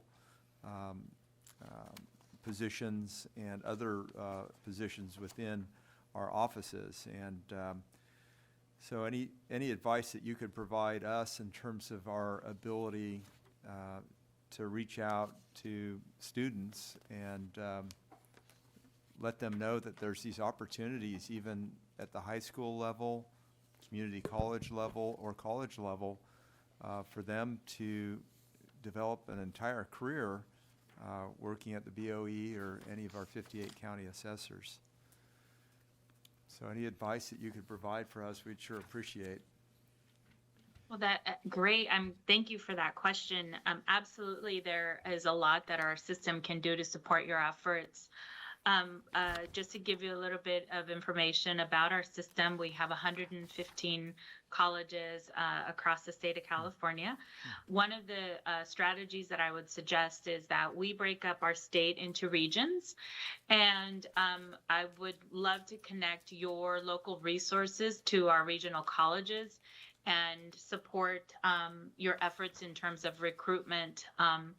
I would also welcome the opportunity to meet with your team to discuss what a pathway looks like for appraisers. My understanding is they tend to come from the real estate with a real estate background, and this becomes kind of an option for folks who want to perhaps have more stable income as they're moving along their career pursuits. And so what I would suggest, or what I would welcome, is the opportunity to connect with your teams locally with our regional colleges. And like I said, we break up our region into our state into 8 regions. And then we have a consortium representative who helps facilitate conversations locally. And facilitating a conversation as simple as understanding if you're having a recruitment fair and you want to participate with one of our colleges, we can make sure that we facilitate how you access our institutions. So that's one thing. The other thing we can think about and discuss perhaps is what does a non-traditional pathway to an appraiser look like, and how do we then support building those out within our community college system for individuals who are thinking about a career change, who want to engage in this work, and how do our colleges support bringing folks who want to reskill or upskill in many cases into this profession. So that would be my response to your question. Oh, that's great. Thank you so much. Several good ideas there. And, I like this idea of taking a look at the community colleges regionally. And then if we could engage the California Assessors Association in those different regions and start a conversation in terms of job opportunities. If we could get that linkage, that would be really helpful. And I'm focusing a lot on the smaller counties because I know that Christina Nguyen does a great job in Sacramento County, but I just have concern about the smaller ones that do not have, they just have fewer staff, and they're having trouble having folks move into more rural communities. There's struggles with housing, all sorts of challenges before them, and anything that we could do to link them with maybe students that are going to the community college and they want to go back to the county that they were raised in, and we're always wanting to find those job opportunities to keep people local. So, yeah, thank you. I appreciate it. Yeah, and we're happy to facilitate that with the Assessors Association and how we can support, especially the rural communities.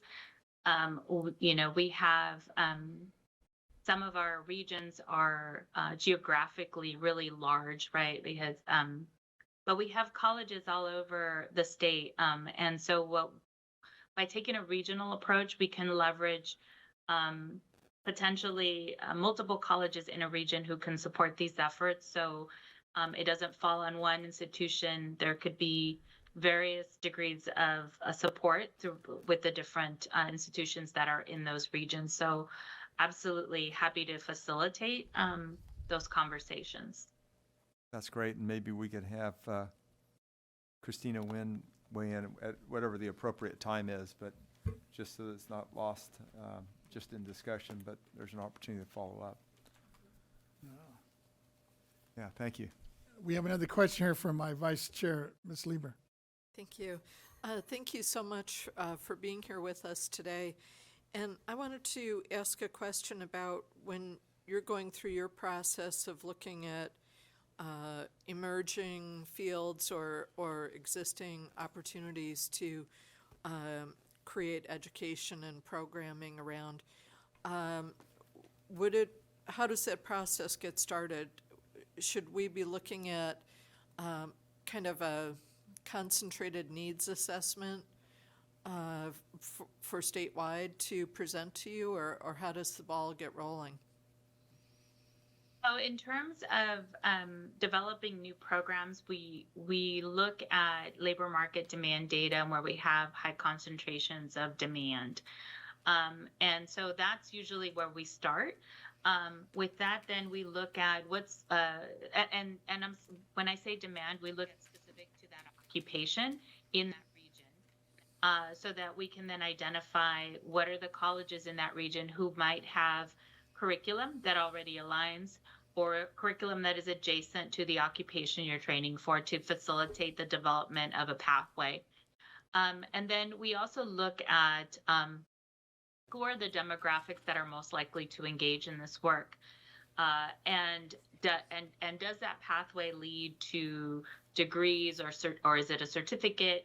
And part of that is to determine, do we want to offer this programming as non-credit or credit? Because we have both options available. If we're targeting individuals who are reskilling, non-credit is often a good option because there's no fees associated with enrolling in those courses. But if there's also a clear pathway on the credit side that helps folks make a complete career change, we want them to capture as many credits towards a credential as possible. So we could look at the credit side. So there's just a variety of ways that we can do this, to support the workforce. And it really, I think one of the great things about our system is that we're in every community in the state, and so it's going to look different in different parts of the state. And so we're flexible enough that we can support the development of that curriculum, in different parts of the state based on the needs of those communities. If I might ask a follow-up question, are there other comparable subject categories like this where the education might be predominantly virtual? Are there other, we have programs that are completely online. I think one of the great things about our system is that we also have Calbright that is fully online, and we could leverage the capacity of our college, our 116th college, to serve the entire state if needed. But definitely, we are able to offer, on-ground, online, hybrid.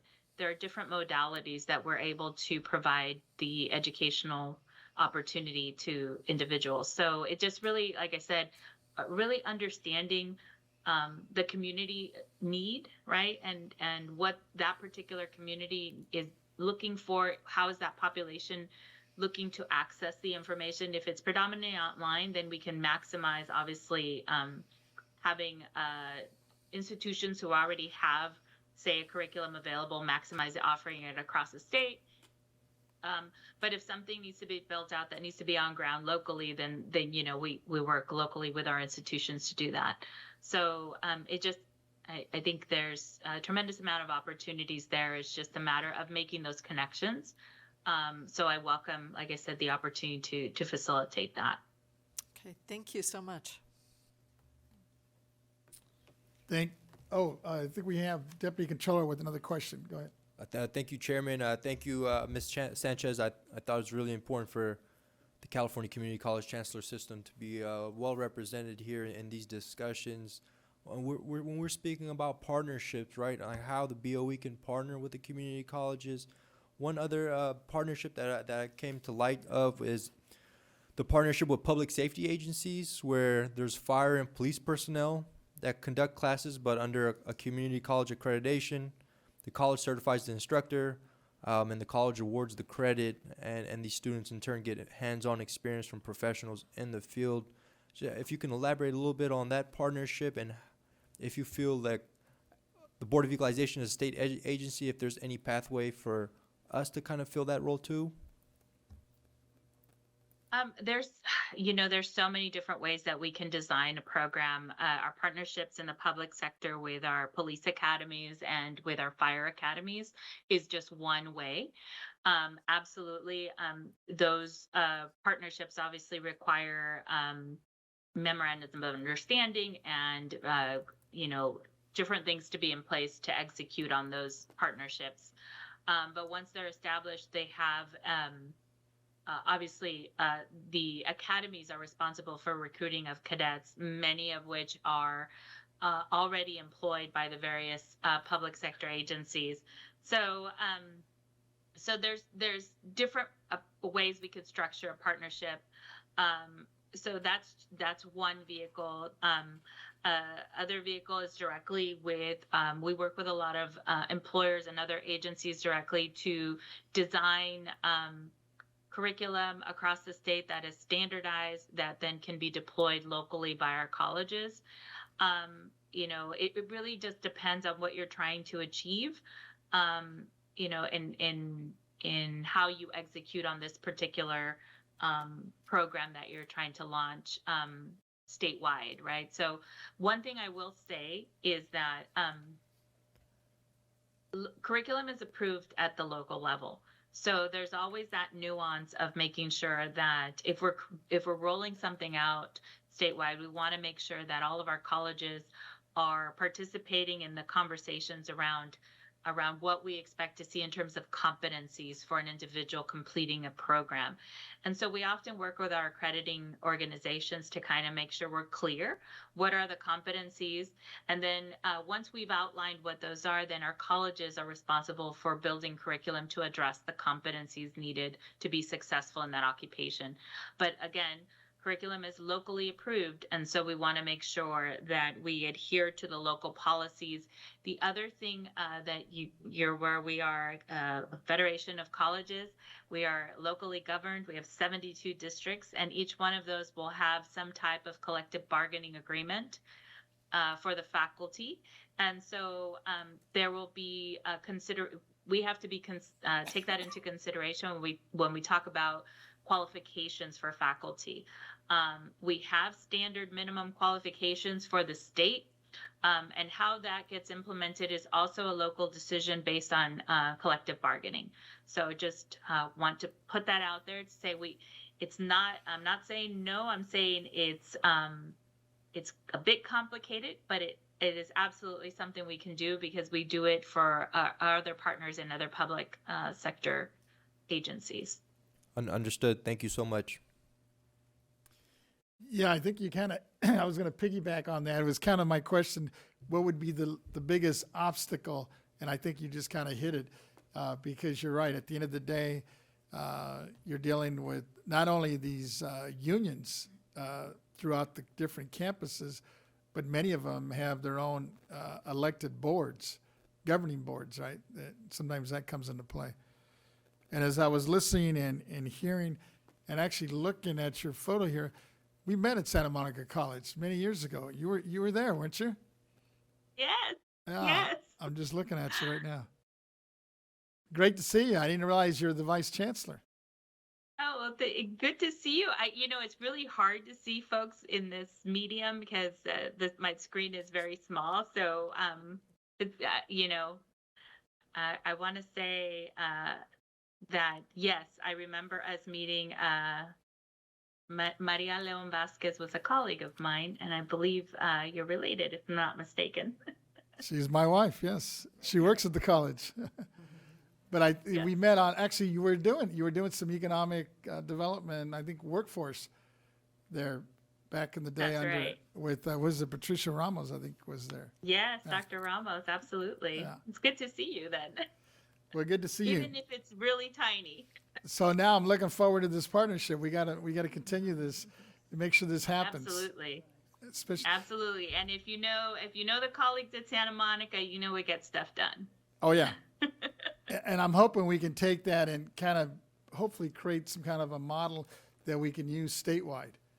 Because I think it'd be real key, because as we're talking to many of these folks, especially in some of these rural counties throughout the state, you know, you're dealing with different dynamics. And I think we can Yes. hopefully cut through that a little bit. Yeah, that'd be great. Like I said, I'm happy to facilitate those conversations with our colleges, and it'd be great to understand your network, in terms of the Assessors Association. And so how do we bring everyone to the table to figure out what works best in the different communities across the state? So absolutely. Appreciate it.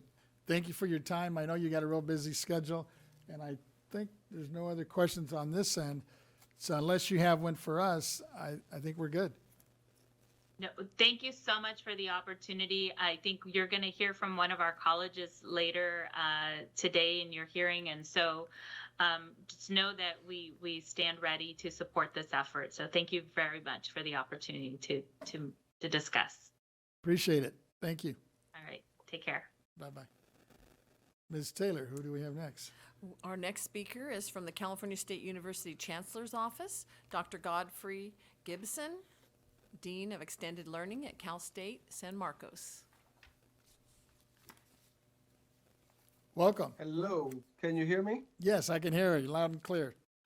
Oh, thank you. So thank you for inviting me, inviting the Cal State to participate. Like other speakers, I'm also trying to understand what your needs are and seeing how we can figure out a pathway to assist with the work. So I have a PowerPoint which I'm trying to share and to see if that actually helps in the conversation. And if it doesn't, then I'll get rid of it. Are you seeing a presentation from me? Yes. Okay. So great. So I'll start with what I could find in terms of the different CSUs. So several Cal State campuses have some kind of a real estate program.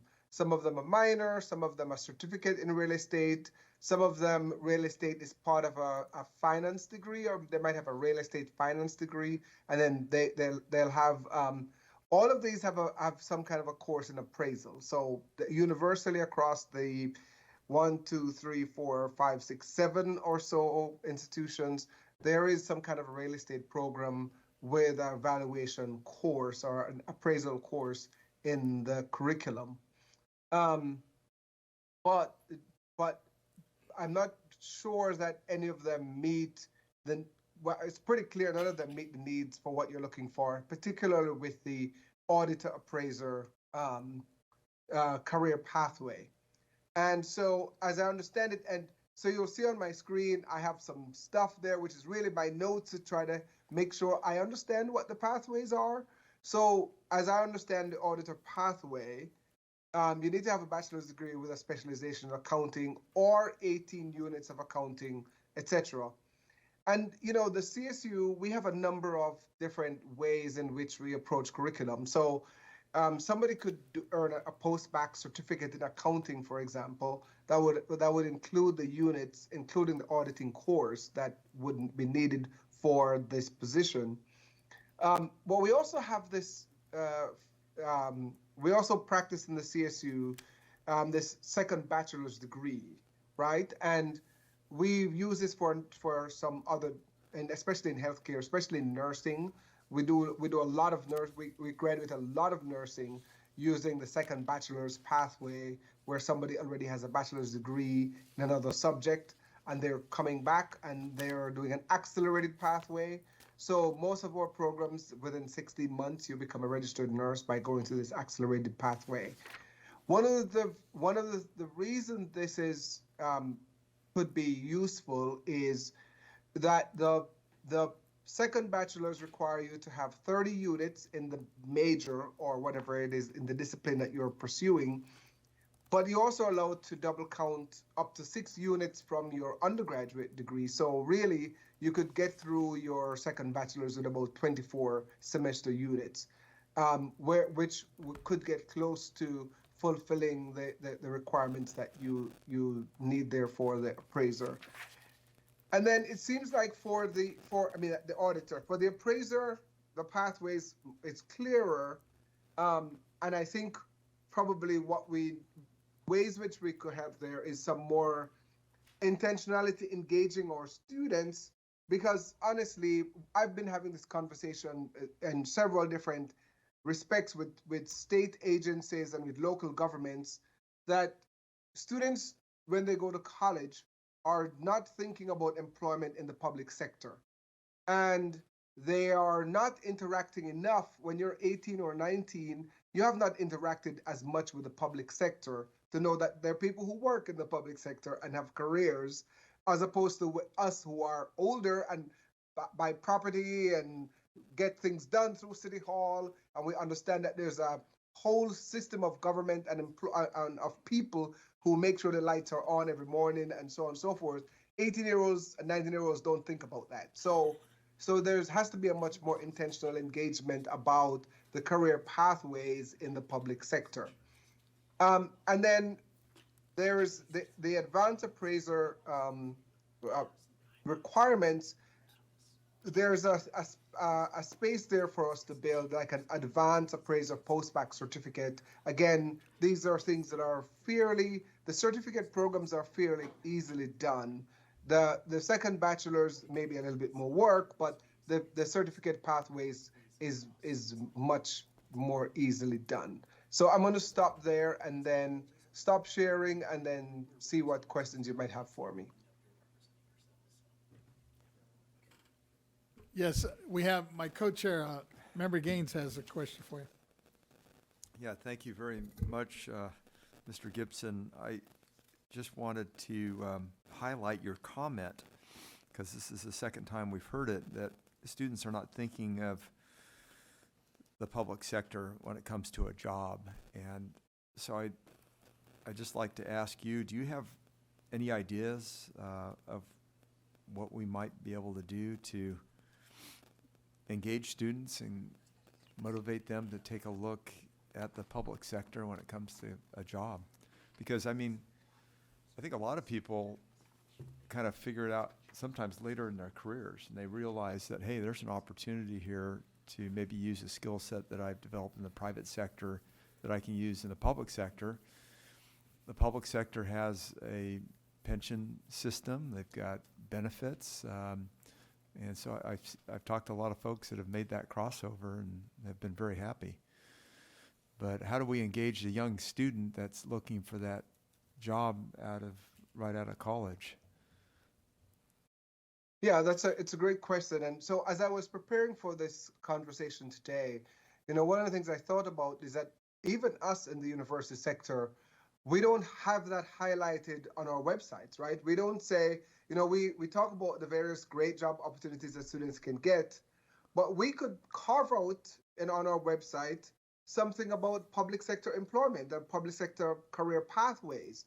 So right now, next week I'll be discussing with the political science faculty how to create a public administration degree.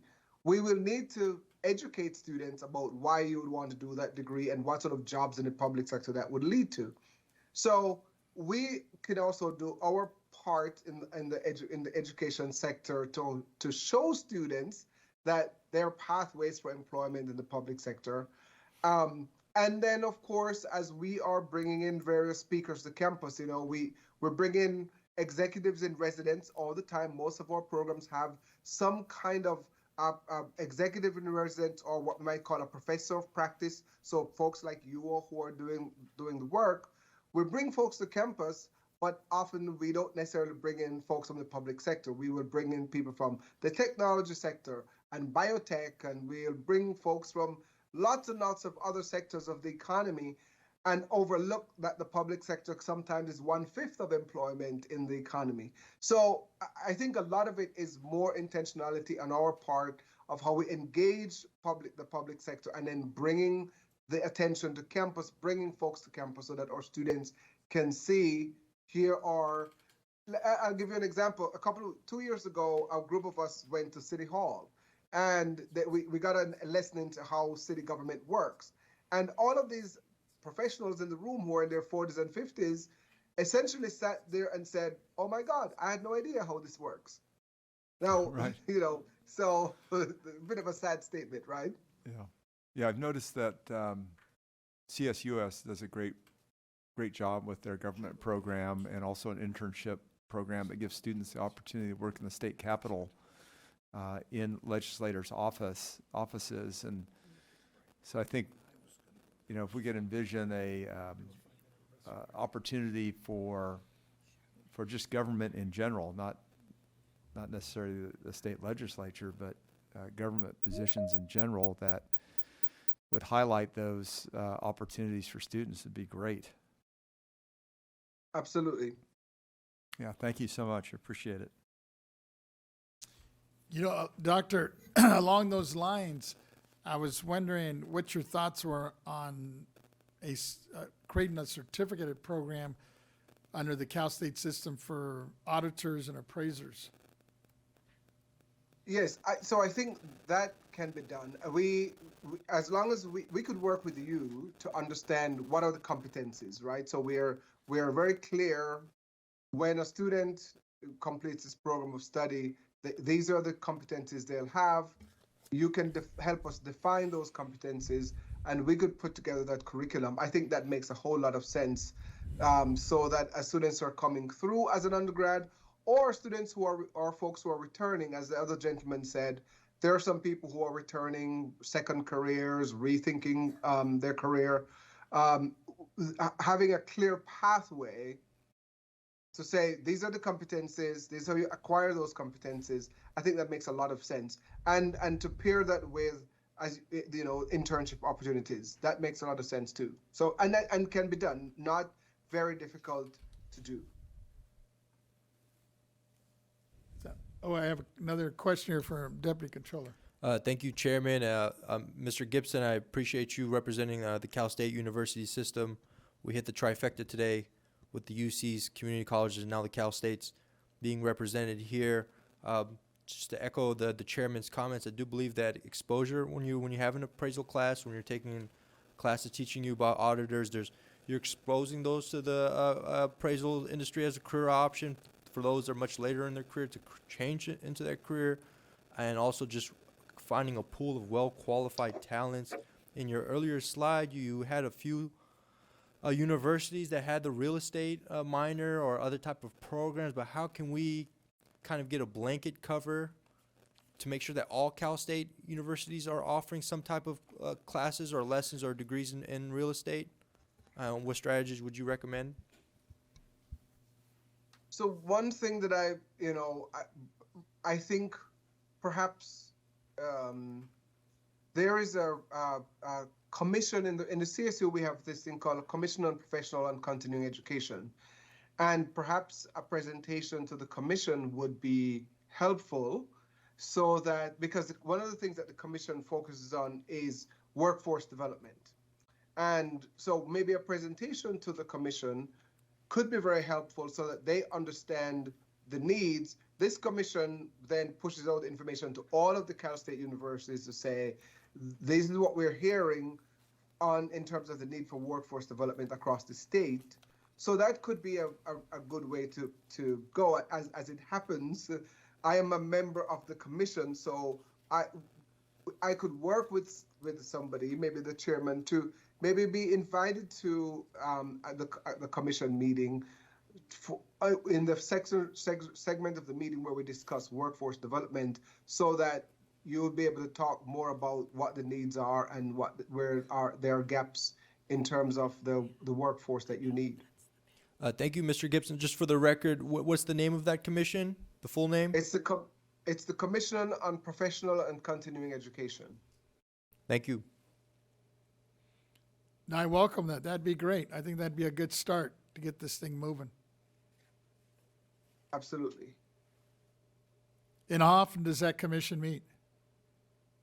We meet every quarter. Okay. So our next meeting is in October, and then we have another meeting in December. We meet every quarter. Mr. Gibson, if I can ask, who else makes up of the commission other than yourself, and how many members are all sit on the body?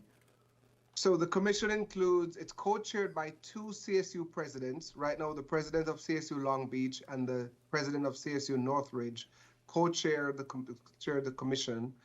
And the commission has 3 deans elected from the CSU.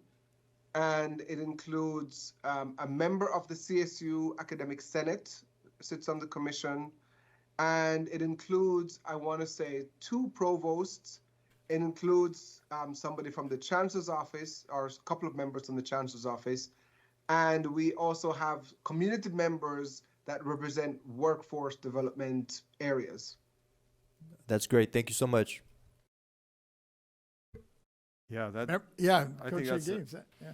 Yeah, thank you, Dr. Gibson. That's a great suggestion, and look forward to working with Chair Vasquez on that. I think we ought to figure out what the date is and the location and make a presentation. Let's and do it. see what we can do. Wonderful. Thank you. You're welcome. Appreciate it. I think there's no other questions on this end, unless you have any comments or questions for us. No, thank you. I'll work with your staff to sort of make the connection, figure out how to make the connection with the commission. Appreciate it. All right. Thank you for your time. Take care. Yep. Bye. Bye-bye. With that, let me check in with staff. I think we were supposed to have a break here somewhere. Yeah, this might be a good opportunity to take a short break. You want to do like a 5? Is that a 5-minute break? Is that good? Yeah. Bathroom break? All right, we'll take a little break here at 3:10 and come back at 3:15.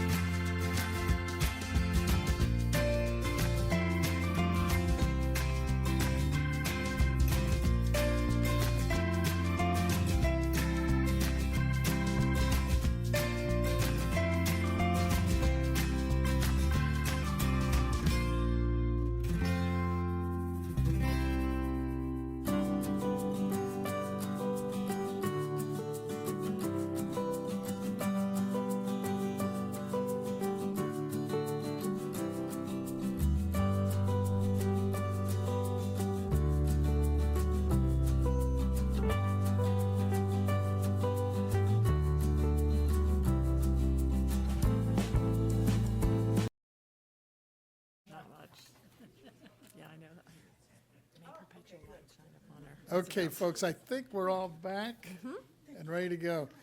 So let me turn it back. It's 3:22, and Ms. Taylor, if you put us back on schedule here. Yes. Our next speaker is from the Bureau of Real Estate Appraisers, Angela Jemmett, Chief, California Bureau of Real Estate Appraisers. Can you please come forward? Live and in person. Live and Welcome. in person.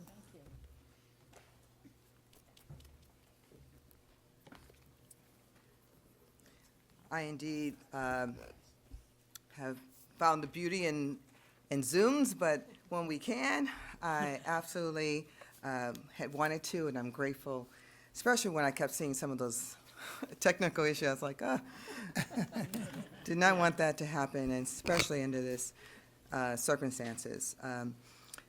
But again, good afternoon, Chair Vasquez, and to Co-Chair Gaines, board members, to staff, to special guests, and also to the members of the public. I thank you for this opportunity to be able to participate today. Again, my name is Angela Jamont. As was stated, I'm the Bureau Chief for the California Real Estate Appraisers in California.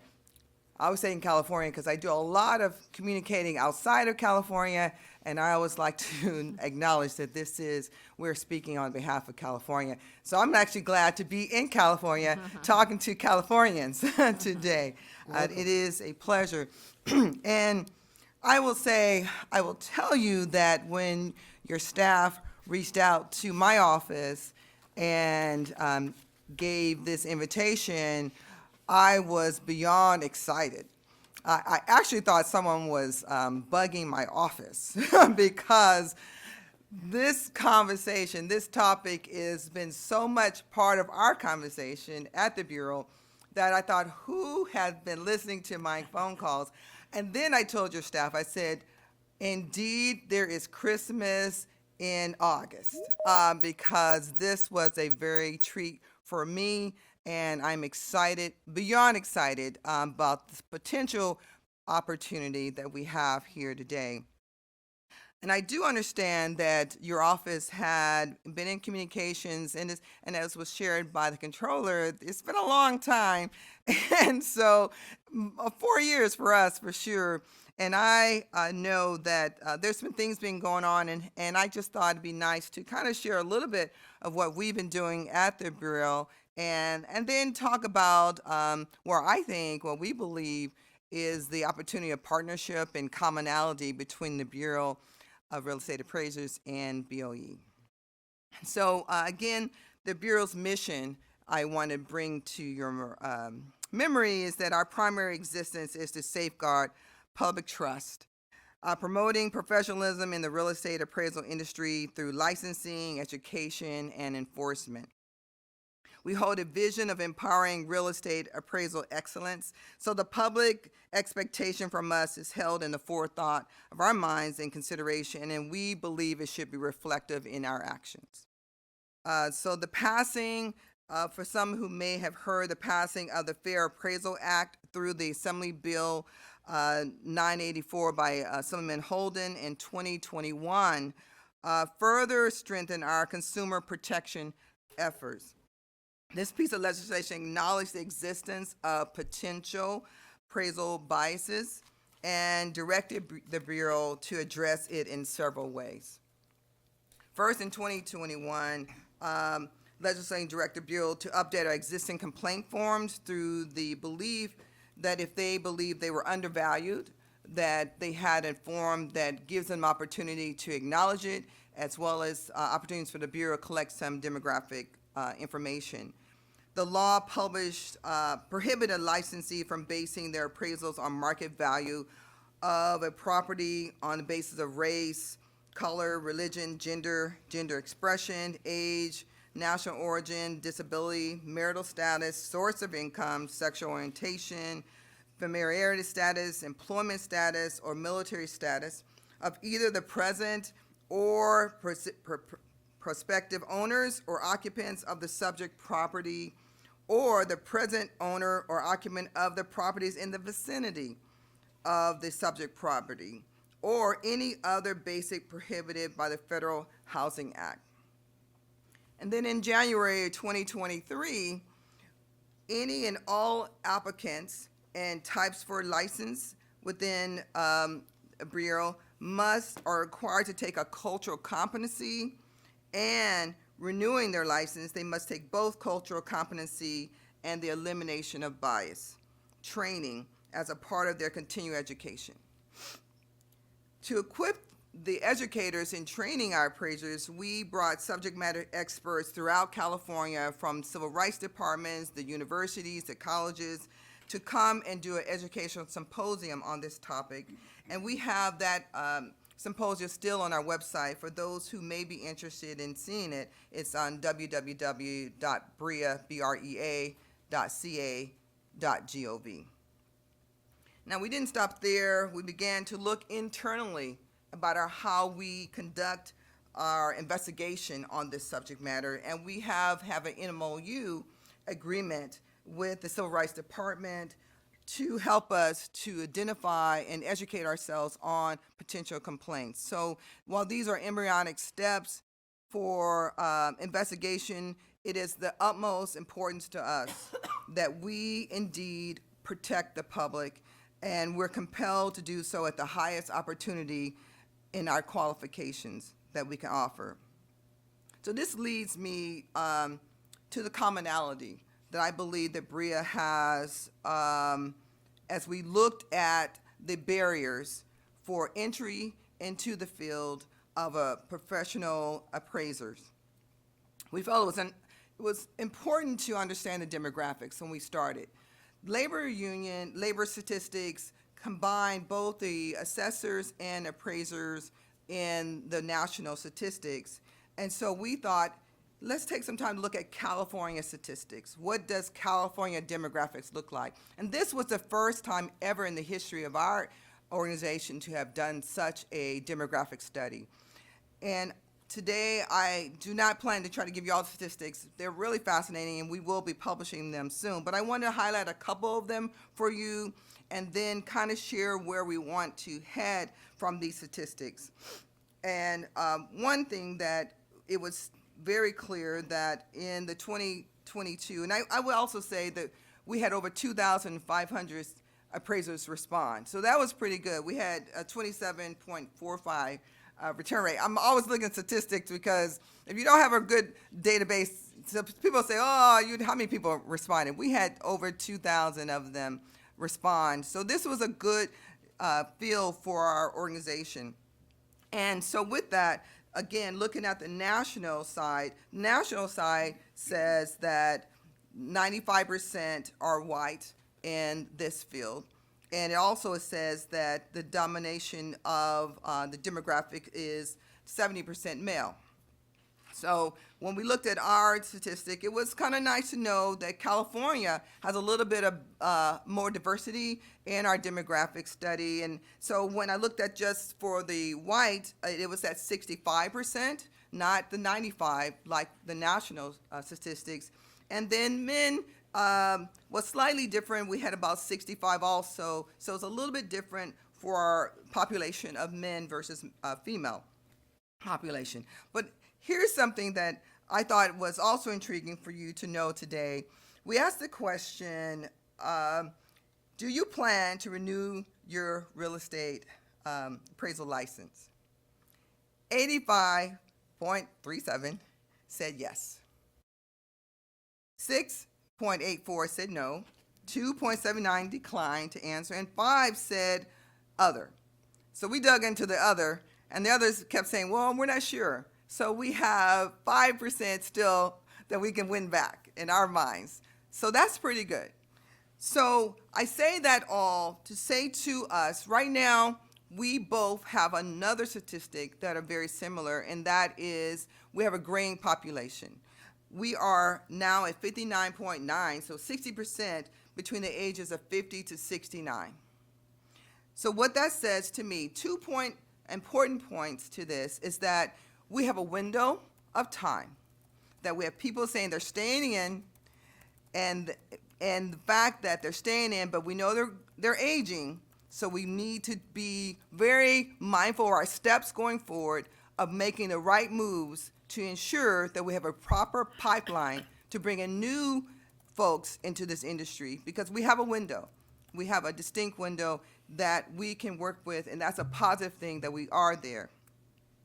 So with that, Bria and I sharing what's similar, again, where we are with the Board of Equalization, is that we have an education requirement and we have an exam requirement. The work experience is also part of Bria's requirements, and I love the fact that throughout this whole time in this work session, that all the educators said, but education without work experience is very difficult to sell to employers. And indeed, that's something that we too have always championed and part of our licensing, that you must have work experience included with your education and your testing of license. So we know that that's important, and for sure that we are looking at our models of experience, of work experience.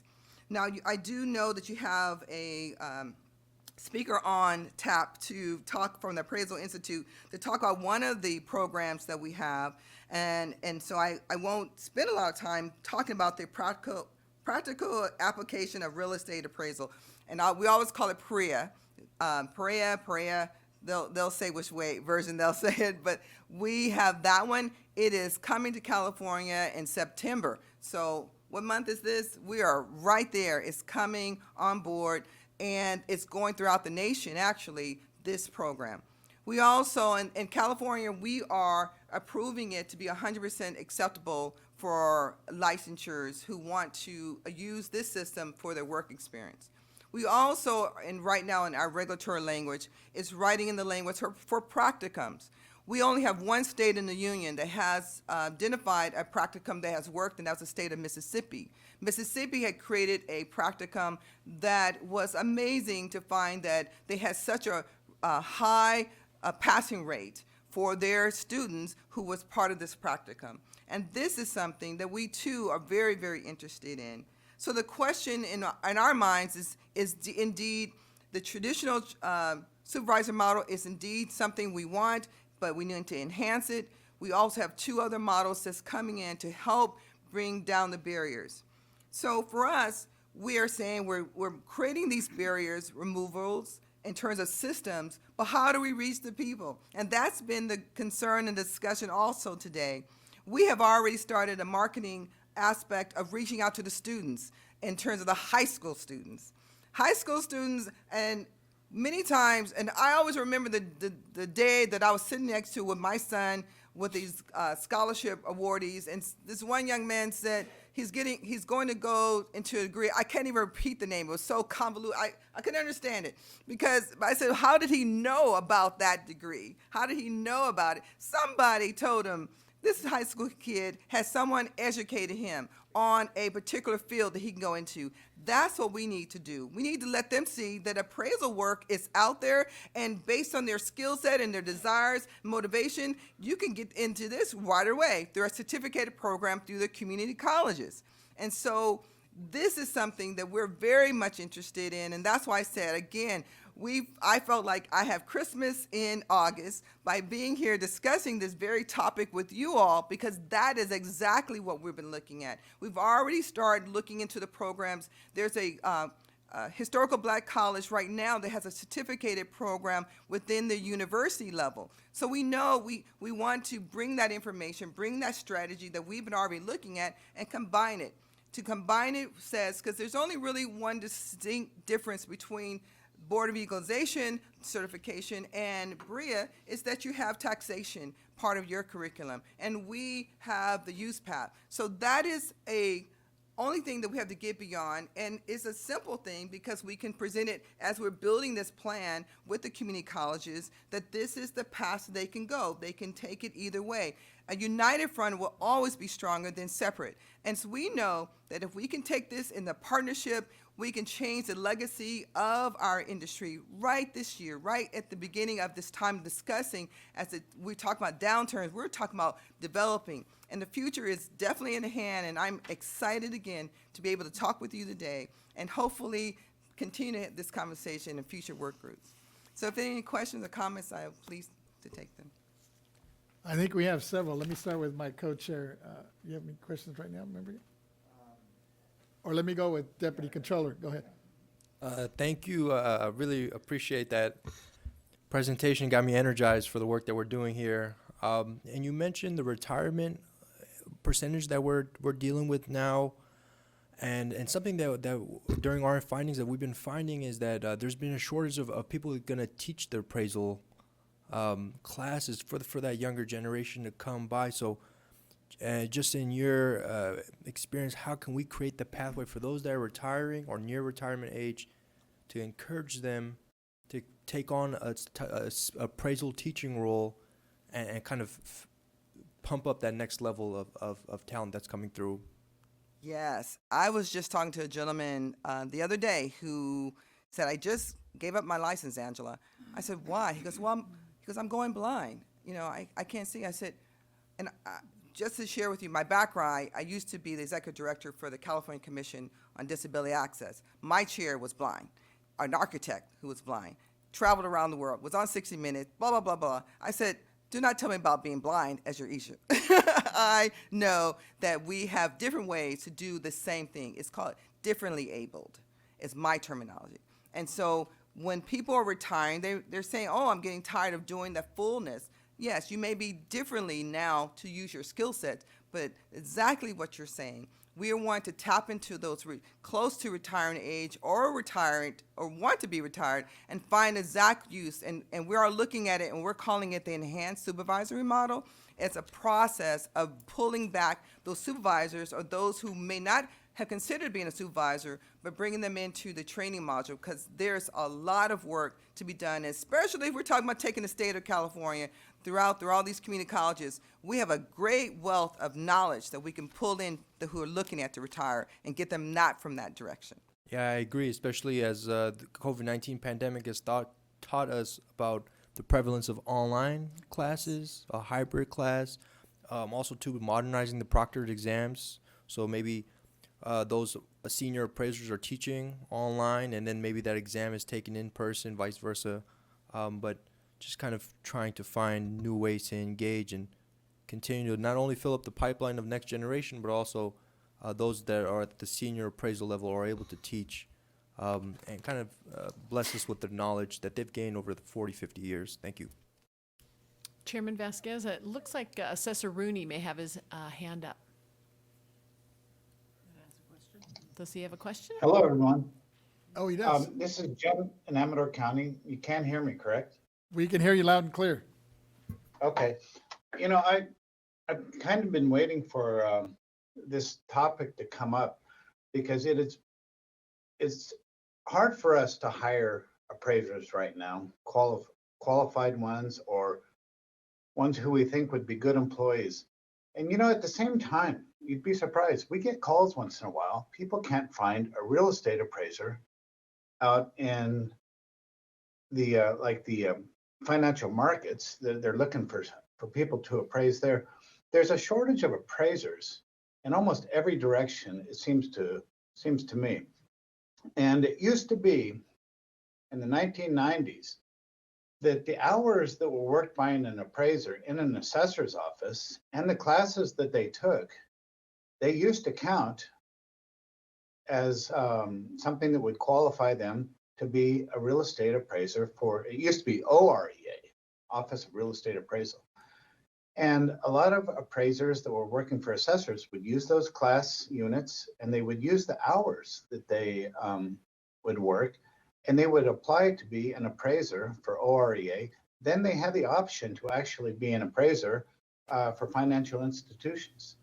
I don't know exactly when that was stopped. I think it was the early 2000s. They said, nope, those classes don't count anymore. The experience in the assessor's office don't count anymore. And I kind of understood it.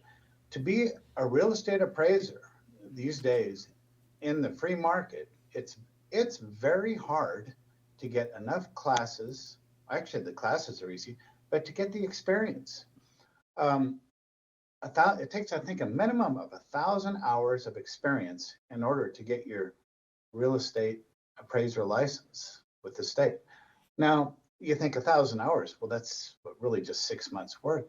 But here's what the real estate appraisers will tell you. You need to work under a real estate appraiser. Look, I can't hire you right now. I'm too busy to train anybody. So a number of months go by, you go back to them and they say, I can't hire you right now. I don't have enough work. It's lose-lose. And so I would like to ask or suggest, is there a way that it can be advocated by this board or even by the BREA that at least a portion of what is done in the assessor's office by appraisers be counted towards becoming for BREA? If that was the case, a portion of it or maybe all of it, that would get more people interested in working for assessor's offices. They would work for assessor's offices. Some would, after a short time, leave because they realized they could have more freedom and maybe make more money in the market. Other people would say, you know, I'm going to stay with the assessor's office because I have the security and the benefits of working for assessors. And, you know, when they eliminated the opportunities for working for assessors for that experience and those classes to count towards their real estate appraiser license with the state, I think that was the beginning of a lack or a shortage of real estate appraisers. And I don't have a solution legislatively, but I would sure find it interesting to at least for this to be a discussion, because it would benefit a lot of people. Anyway, that is I've been kind of waiting for this topic almost the whole day. And I'd like this to be something to be considered. No, I appreciate it. I think you're onto something here, and I think it makes a lot of sense because it's kind of like the thing that I know I experienced way back in the day when I first started teaching. They allowed us to get into the classroom, and that experience qualified as your part of your student teaching. And I think we could do the same thing here. You know, you have, like you mentioned, we have folks that are willing to work with appraisers or assessors, but they're not getting credit for it. And they should. And I'll ask that question to our speaker because I'm sure you're in one of the positions where, I don't know if it's a formal presentation you have to make to your board, or is it some part of the licensing board or somewhere where we can get into the criteria or the qualifications for certification? Well, indeed, this question has been my question as well, as I came in on board a year ago. So I've been with the Bureau a year and a couple months. And so I'm looking under every rug, every corner to see exactly how history was made and what can we go forward, because we are at a pinnacle point to say how do we continue building this industry, as we've now included, as mentioned, 2 more additional ways to remove the barrier. I have people call my office, as was shared with our public member, that are saying, Angela, I've called 200 people looking for a supervisor, and I haven't found one. That bothers me. So I want to figure out how we can enhance, and we definitely know that the PREA program is one way that we are helping this scenario. The practicum, and when I look at practicum really through the community colleges and the universities as the other, but we also know that we can enhance this program by allowing multiple levels of partnerships. And so we need to look at this particular one, because I know historically it was originally included, and then there was a point in time when it wasn't. And that history I do know, but how we move forward is something I am very interested in looking at it further. Right. Wonderful. Yeah, thank you, Chief Shermont, for your presentation. But I think Assessor Rooney hit the nail on the head, and I think you also said it in terms of the curriculum for a public appraiser and someone working for an assessor, you said, is identical with the exception of taxation. So it seems to me that there's an opportunity here. Also with the hours of credit, if we could combine those, I think we could help both the private sector and our assessors throughout the state. And as we talked about marketing, we do have, I was speaking to someone earlier about the fact that there's many jobs within state government, local government that use Caltrans. They use assessor skill sets. They're not licensed, they use their skill set. So we just need to be able to build a program to bring more folks in and show them there's jobs. We give them options, assessors, private, commercial, all the different variations to continue to make this industry profession strong. And I believe we can do it together. So that's great. Great, thank you. I think we might be onto something here, and thank you for your comments and your questions, especially for Assessor Rooney on this. I think we might have, hopefully, a change that we can incorporate moving forward. Any other comments or questions? I don't see any other hands. I think we're good. Thank you, and thank you for coming in person. Ms. Taylor, who do we have next? Next, we have Dr. Jim Lancaster, Vice Chancellor of Workforce Development, Los Angeles Community College District. Hello, can everybody hear me? Yes, welcome. We can hear you loud and clear. Excellent. Good. I'm not on my main computer. I had some problems, so I did prepare a few remarks. I know that my colleagues Sandra and Jesse already covered a little bit of it, but I'm going to go ahead and just go through my presentation here, and I may be a little bit redundant, but maybe some stuff that they didn't talk about a little bit more in detail. Anyways, I represent the Los Angeles Community College District. We are the largest district in California for the community colleges. We are 9 colleges plus a couple of centers. We enroll over 200,000 students across our 9 colleges. We had half of our students, I should say, report their incomes below the poverty line, at or below the poverty line. And we graduated in 2021, 2022, over 35,000 awards. That includes certificates and degrees within our district. We're not the only colleges in LA County, of course. There are actually our 12 other colleges. We call those the ring colleges that sort of surround us. But we do cover almost 900 square miles in LA, our district boundaries do, when you look at where we're situated at in LA County.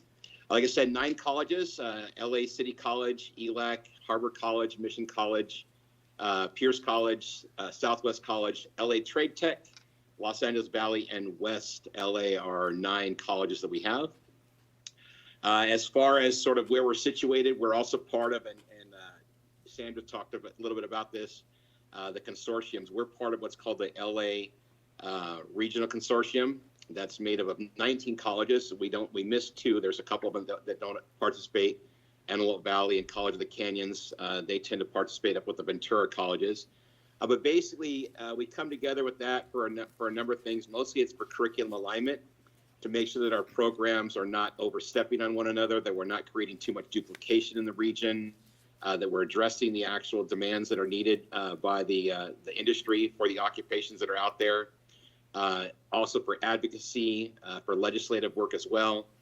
The deans from the colleges come together, the CTE and the workforce deans come together, the CEOs come together within the region, and also the CIOs as well come together. So it's a highly functioning group that is done where it brings all the LA colleges together, with our district, the Los Angeles Community College District, being the largest group, like I said, with 9 colleges.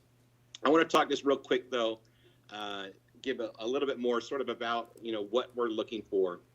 When we try to make a decision about programming, it's really critical that we have as much information as possible. We're trying to make a design decision about moving into programming for the community, for an occupation. And we need that guidance from our industry partners. Industry partnerships are critical, and that partnership is one of the most foundational pieces that we have in the CT area as we begin to build out programming. It helps us to make sure that our programs are current, that they're relevant, make sure that we have the competencies down that we need. It ensures that the skill gaps between our completers and the actual occupation is down to about as minimal as we can get it. If we do guesswork on creating curriculum, it means that there's going to be a larger skill gap between when our students leave and when they actually enter the job. And we want to make sure that skill gap is zero or essentially or as minimal as possible. We also want to make sure that the industry is advising us on, what's the relevant equipment, software, practices, some of those kind of things. Industry is providing professional development for faculty, so our faculty are well trained, and internships and externships and things like that, and partnerships as well for our students. Now, as we look to build out programming, there's usually a couple of decisions that need to be made, and Sandra spoke to this. She talked about credit programming, non-credit. I don't think she mentioned extension, and she didn't mention contracts. So I just want to sort of give you a little bit of an idea about what each of those mean.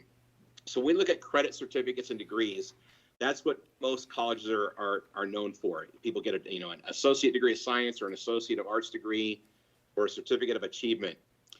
Those are long-term commitments for a college when they develop those. That takes quite a bit of time for a college to develop those. Sometimes the curriculum process to develop a program like that may be a year to 18 months. So they do take quite a bit of time.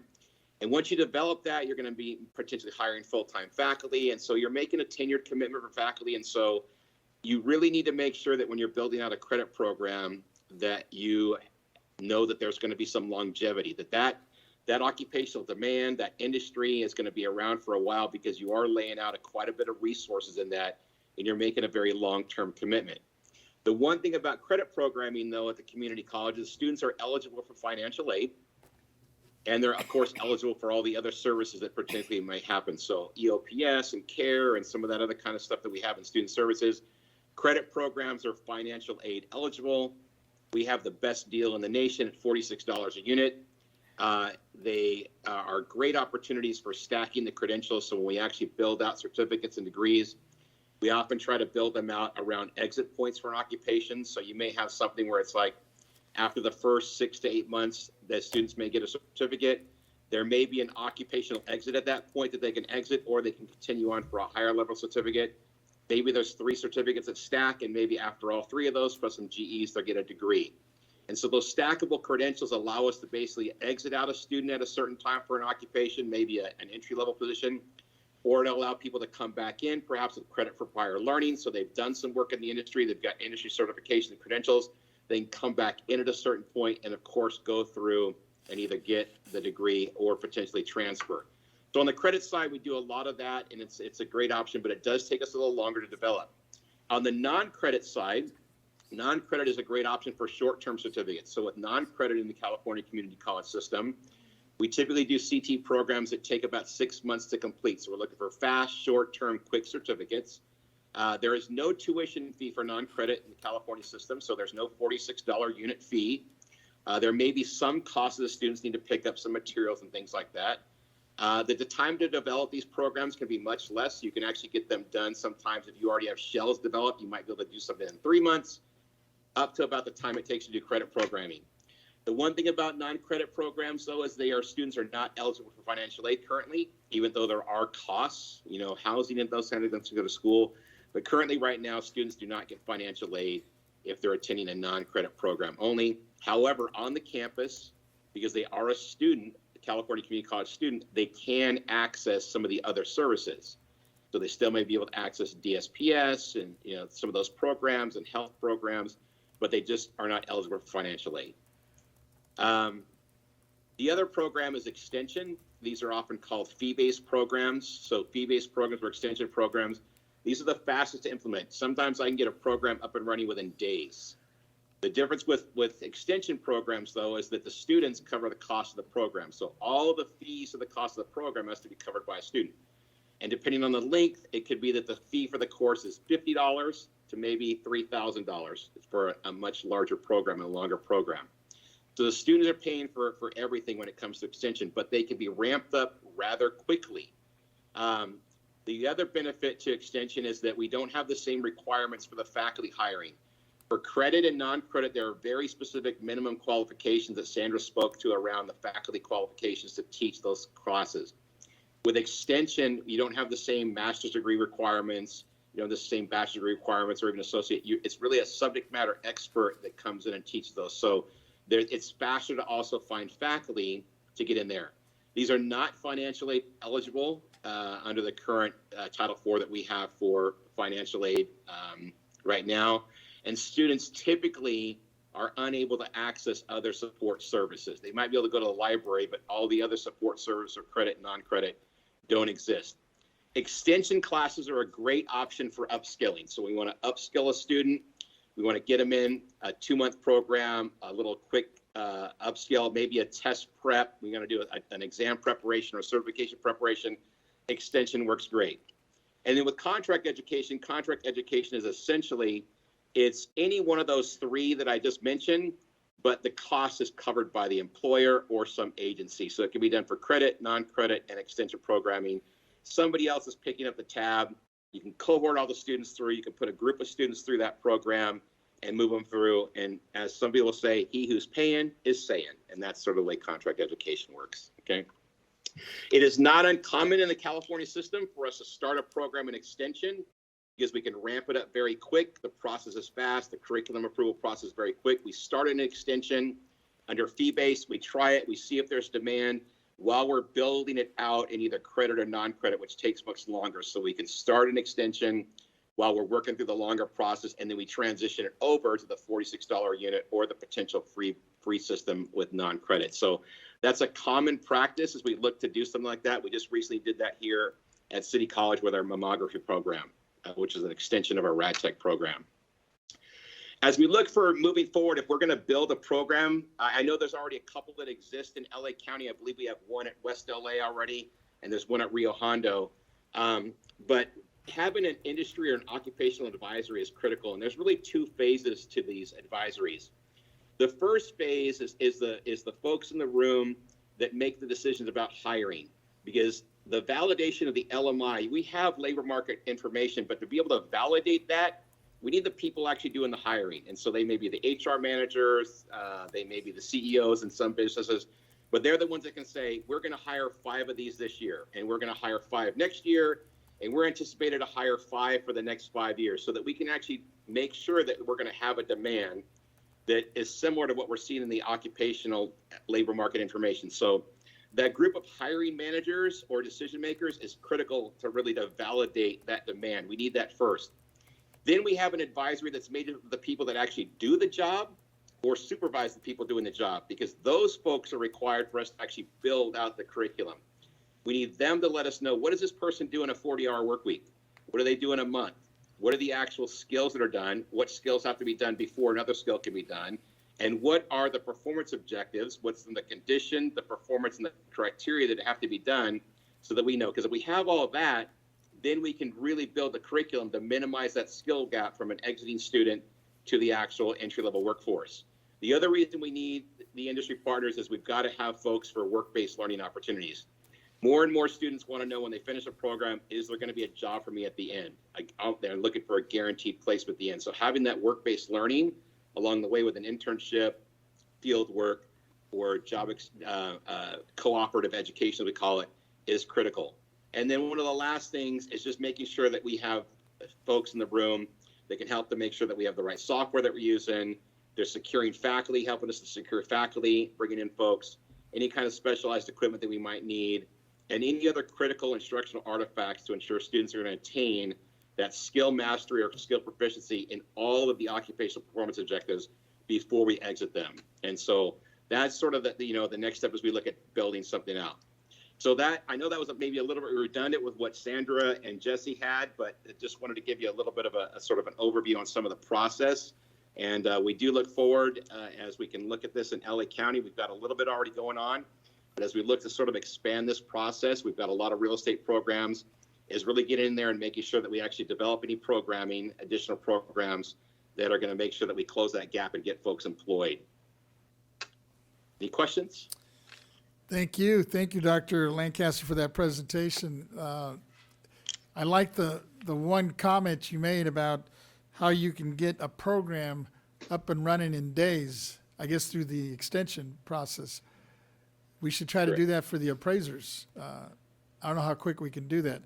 And then I guess you mentioned that then you can transition that into, you know, I guess a full-blown tuition paid or sponsored paid class where they actually had credit and hopefully get certified. Yeah, correct. If we know that there's going to be a long-term demand, then that would sort of warrant us building it out maybe in the credit program. If it's going to be a short-term demand, like you need steel string guitar makers, and you're only going to need 100 over the next 20 years, you're probably going to only do that in extension. But if you're doing something like where you need nurses, that's going to be a credit program because you're going to have to hire thousands over the next 10 years. So I mean, if the demand's there, then we certainly look to transition it into a credit program or a non-credit program for sure. I think we fall in that category of nurses. Yep. Yeah, that's what I'm hearing. We have some questions here.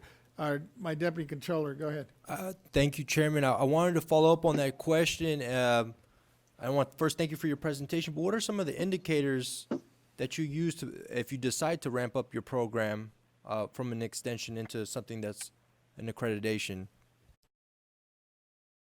So I mean, we're looking, there's with the LMI, we look for sort of where the programs are at. And so some programs, there's an occupational need that's a little more concentrated. So, in LA County, if the job can be done remote, of course, and that's one thing. But if you look at our American Community Survey, it shows that people really average about a 30-minute commute time, which is actually really low for LA County, but that's what the average commute time is.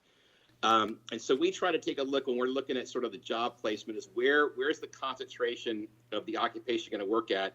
And we try to position that around the communities and best at the schools where it's going to feed that, because our students tend not to move very far away from where they live and where they go to school. So we do take a look at where the LQ is, the location quotient, I guess it is in the area as well. As a growth, we also take a look at all the schools. Is there already a saturation in the area? We don't want to oversaturate the market, because then we could be basically decreasing the enrollment or decreasing the demand at two schools and having some, fighting within industry partners. So that's sort of where it's at. What's the demand? What's the current supply? All gets factored into that piece to make sure that we actually are not oversaturating or undersaturating the market. And we actually have a group called the Center of Excellence that works. I mean, we do our own data analysis as a district as well, but regionally, we have a group called the Center of Excellence that actually does regional labor market demands and analysis and puts out that work. And this is one of the things, I don't think Sandra said it, but this is probably one of the areas, I've not seen one for appraisers come through yet for our COE, and I think it would be probably a good one for the LA to do, is have our COE actually do a regional labor market demand analysis out of that and publish that document for our region. Thank you. If the board can help in any way in making that formal request, I'm sure we would have some interest here and just seeing what data shows. So thank you again. Yep. Mm-hmm. We have a question here also, or questions here from my co-chair, Member Gaines. Yeah, I just comments really. No comments. I really wanted to thank you for your presentation, because I've never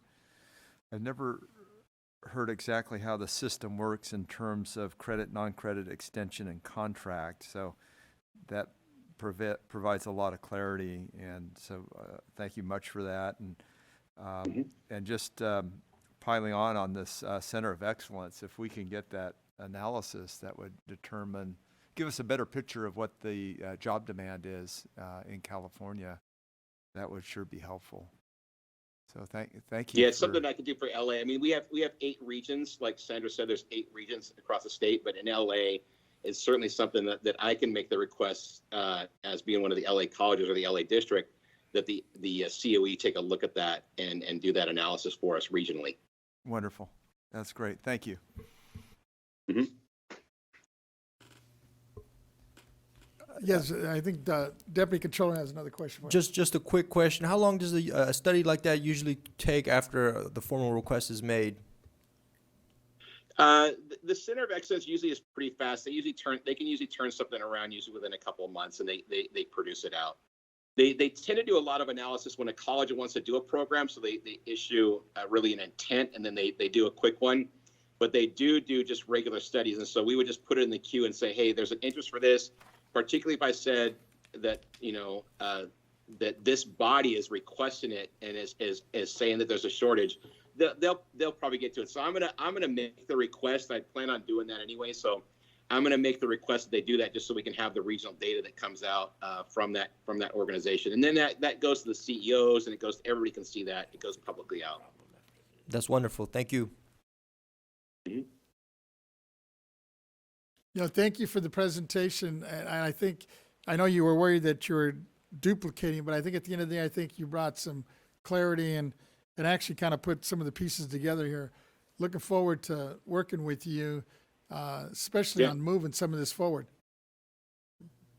Yep, no problem. You're welcome. Glad to be here. Thank you. Thank you. Ms. Taylor, who's next? All right, our next group of speakers is the National Appraisal Institute, Northern California chapter. Our speakers are Lisa Estes, Executive Director, Jared Hodgson, MAI, Chapter President, Paul Chandler, MAI, Chapter Treasurer, Education Chair, and we have Mr. Chandler in person and the other two on Teams, I believe. Wow, second person in person. Happy to be here, guys. Welcome. Thanks for coming in. Yeah, happy to be here, and I'm assuming Lisa, and I think we're having Gary DeWeese instead of Jared Hodgson, one of our senior course developers. I know we're running late in the day, so let me get into the presentation and see if I can, hopefully start a partnership with BoE, which the Appraisal Institute would love. We have a slide deck here. Next slide, please. The Appraisal Institute, for those of you who don't know, is the largest professional appraisal organization in the country. We have 16,000 plus professionals, and here in California we have almost 600 members, and we are the leading education provider and largest body of knowledge in the industry. So many appraisers, whether you're teaching at colleges, you're probably using some of the books that our appraisers have built. The appraisal profession, which uses the uniform standards of professional appraisal practice, was originally developed mostly by the Appraisal Institute members, and it was shared throughout the industry and has become the law of the nation. And so we have been helping and working with many assessors across the state throughout the years. Many of them attend our functions. We put on special courses just for assessors for their special needs, and hopefully as we learn more, I've learned a lot today, so thank you for inviting me here, by the way, Deputy Controller Imran. I really appreciate that. It's been a great experience for me. I share the passion that fairness and transparency in the valuation process for ad valorem and for housing finance is probably one of the most important things that Californians should expect from our profession and from our agencies that work for them, and so I'd like to help however I can to make that better. You asked us to put together a survey for you. I'm not going to share those details with you now, but you'll see the next slide has some of those statistics in terms of how many appraisers there are in California. The next slide, by the way, if you could put that up, is a salary survey. Mr. Hodgkins, who could not be here today, our president, did a survey of some of the largest California-based appraisal companies and some of the largest regional-based to get an idea as to what ranges of compensation were. So we'll leave that with you. We actually have the full survey that we can provide to you after this meeting. The next slide, Mr. Hodgkins also works for the U.S. Department of the Interior, and he was willing to share with us what their pay scales are, so you kind of know what that competitive level is there. Well, next slide, please. So I think there's a great opportunity right now. I know that attracting people has been a big challenge. We have to attract them before we train them and retain them, so let's start with attracting them.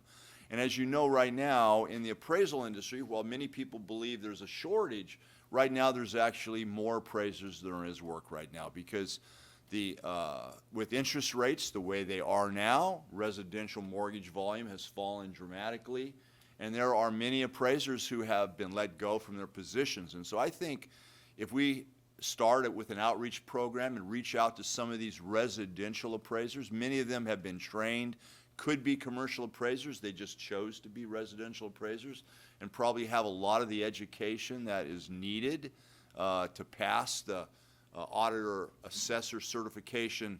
There's some great opportunities there, and I think our organization can help you with that, just doing some of the things that you've already been doing. The various county assessors have been very supportive. We have a slide here coming up in a minute. I'll have Lisa, kind of our executive director who's with us. She can talk about some of the cooperation that we've done with various assessor offices throughout the state. And there are two main Appraisal Institute chapters in the state of California, Northern California, Southern California.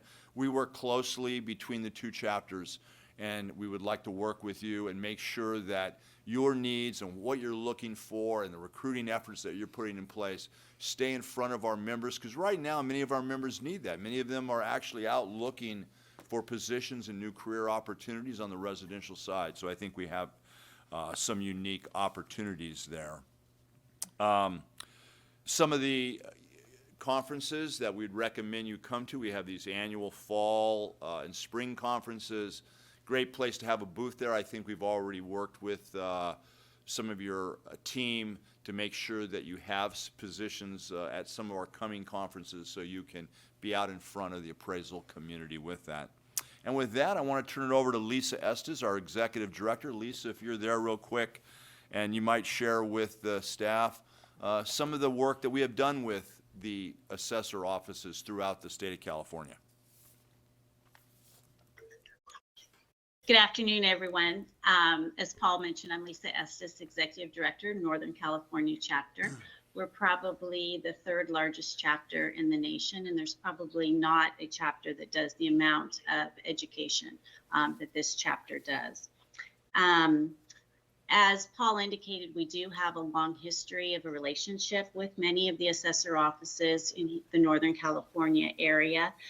Some of your prior assessors have actually even been instructors that have taught for us in the past. And we have done both private and semi-private offerings through some of the counties where they provide the space, we provide experienced instructors, and we use our own Appraisal Institute curriculum. So, you know, that might be a way that we can help educate more people that are coming into your offices, and then those that are already there, bringing them up to the next level, is looking at the education that the Appraisal Institute has already developed. It is approved by the BREA and also approved by the Appraisal Foundation.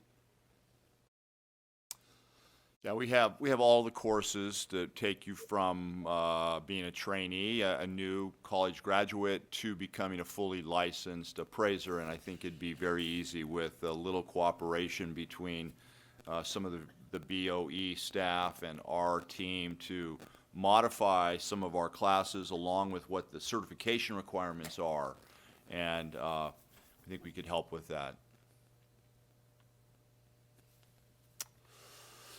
It was nice to see Director Jamot here earlier, and she touched on Perea a little bit. We're excited about that as well in our industry, that an opportunity to get that work experience credit. And so as the months unfold, I think there's going to be some opportunities there.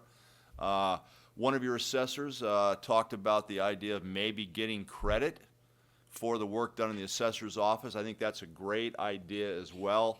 As I recall kind of from the history, I think what happened was because they weren't producing the kind of the traditional USPAP compliant reports that the Appraisal Foundation, who set the original qualification standards, I think that's kind of what happened. They decided that because they weren't doing exactly the USPAP compliant work, that maybe those reports shouldn't qualify. But at the end of the day, I believe what assessors do and what appraisers do are virtually identical except for the ad valorem taxation piece. But the way that you determine what a value of a piece of property is for whatever reason, those are fundamental economic principles that all appraisers real estate analysts, assessors must apply. So we are very similar, and so I look forward to hopefully having a new set of brothers and sisters in the assessor auditor team along with the appraisal community, and that we all can work to elevate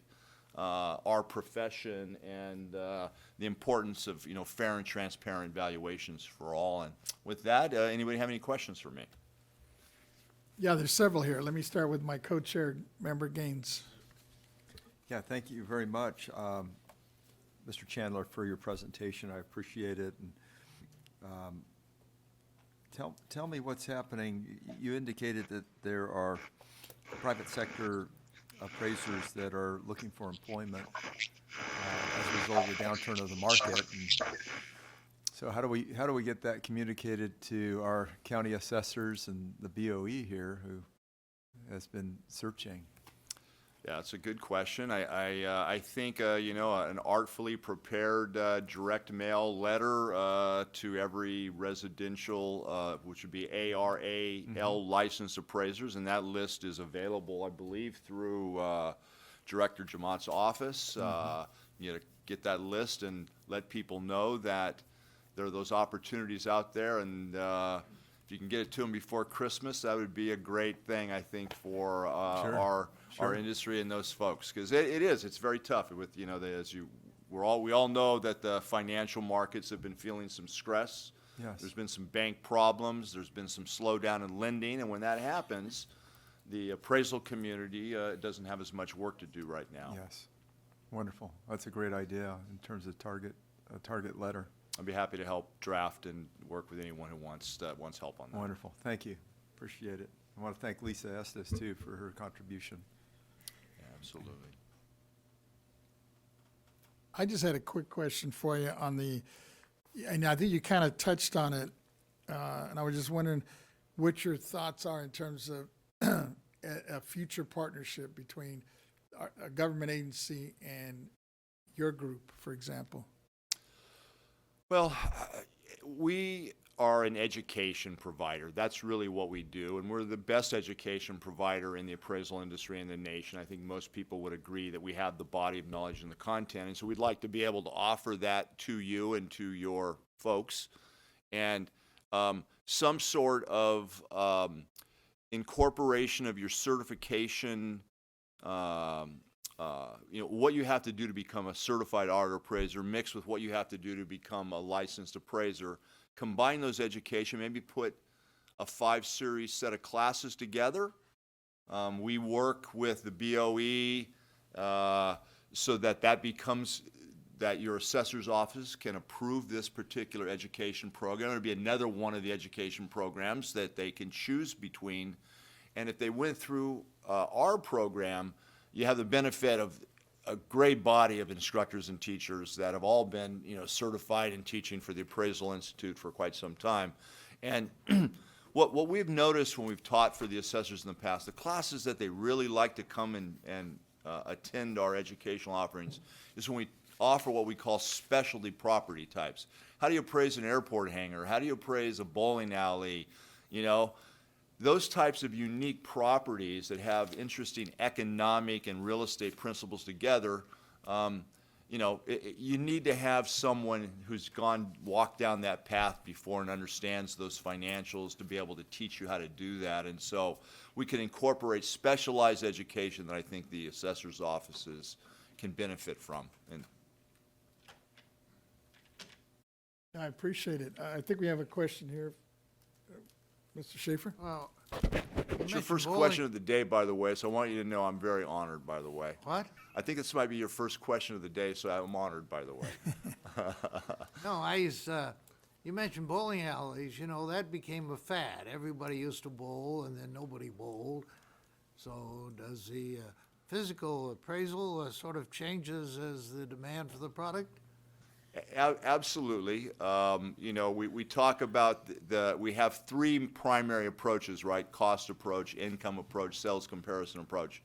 When the economics of a piece of property changes, we then have to rely more on the cost approach and more on the fundamental economics than we will on what it's actually selling for, because some may still sell as a fun bowling alley, and one may sell as the next, mini mall conversion that they have. So we have to So consider your all. appraisal of a Blockbuster showroom would have been a great deal 20 years ago, but today, none That's of them right. left. Absolutely right. Now, there are those who would like to believe that appraisers are blockbusters now, right? Because computers are going to eliminate appraisers. But by the way, I worked with the International Association of Assessors Officers in the AVM group, and while they're fantastic tools, we still need people involved in the process to oversee that process and arbitrate and make sure that it's fair and transparent for the near future. Oh, Deputy Controller has another question. Thank you, Chairman. Thank you, Mr. Chandler, for making your way here to Sacramento from the Bay Area, and your entire organization, and for showing up today on such an important topic. Just going back to the training question, this is a statewide agency. Do you have an example of doing some type of training more on a local level? And then my second question would be, in terms of the outreach program, are we talking about two different lanes, one for residential training and then one for commercial and industrial training? Or is that something that could be concurrent, or? Yeah, well, Elaborate, please. obviously, we train on both residential and commercial side, so it's as the needs of the BoE and the assessor's offices need. And your first question was?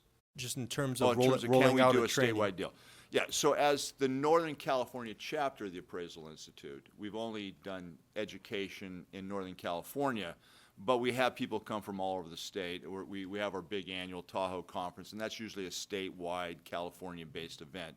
But I would suggest that we could coordinate with the Southern California chapter, and that would cover the four corners of California. So our two chapters working together in a cooperative effort with the BoE and the assessors. And again, I don't think anyone puts on more education classes than we do in real estate. We do probably 40 to 45 classes a year. The Southern Cal does exactly the same thing. So we're very experienced at training and educating appraisers. And when you say those classes, are we saying in-person, hybrid, night classes? Combination of above, and as you can imagine, over the last 3 years, it's moved a little bit more to, more virtual than we had in the past, but we do both virtual and live, and then there's some combination where you can have both. Perfect. Thank you so much. I think we're good. Thank you very much. Thank you for your time. Ms. Taylor, what do we have Taylor. next? Yes, since it's 4:24, in the interest of time, we're going to invite all the speakers on this next item, compensation and classification issues. So we would like to introduce Joseph Vincente, Chief Appraiser, Training Division, Los Angeles County Assessor's Office. Eddie Yen, Assistant Executive Officer, LA County Board of Supervisors. The Honorable Leslie Morgan, Shasta County Assessor Recorder. The Honorable Kristen DePaul, Modoc County Assessor Recorder, and the Honorable Mr. James Rooney, Amador County Assessor. Welcome all. Who's going to start off first? Well, you want to start small and work up, or start with the large and work down? Let's go Ladies with first. Let's go with the ladies first.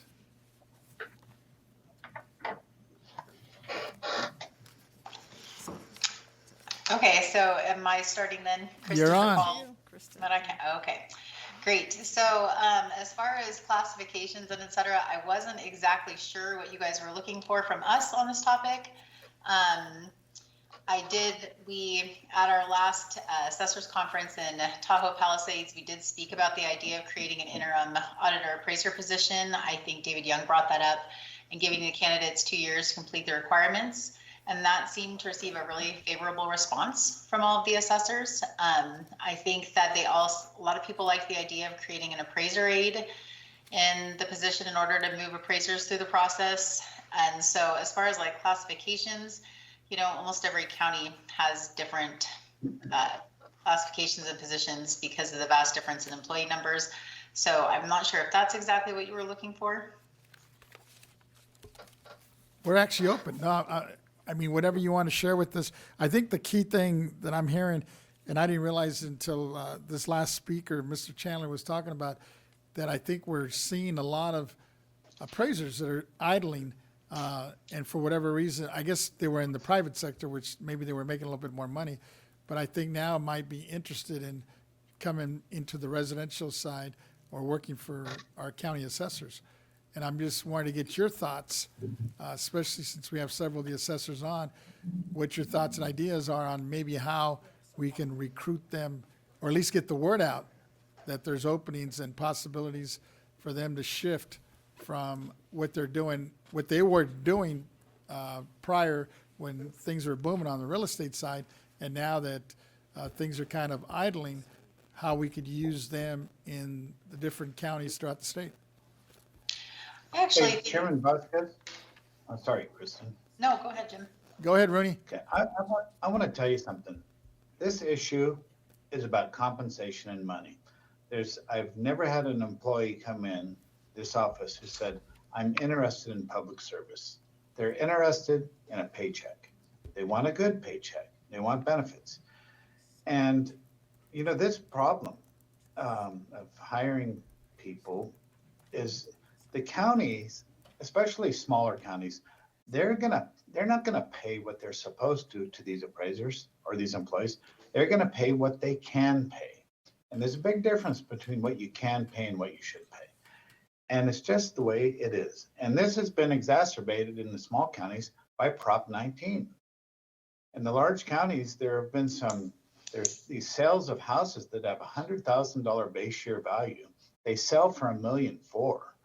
Their property tax bill goes that they receive in those large counties goes from $1,000 to $14,000 with one sale. Those people that they bring their Prop 19 or their Prop 13 value to the small counties, they buy a house for $500,000. They bring over their $100,000 base year value. They should be paying $5,000, or they could be paying $5,000, but they're paying $1,000. And are the counties going to be reimbursed for that? Some people say no, absolutely not. I'm working on something to hopefully we do get some sort of recompense in this. But basically, we got to be able to understand it's compensation. I wish we could pay more.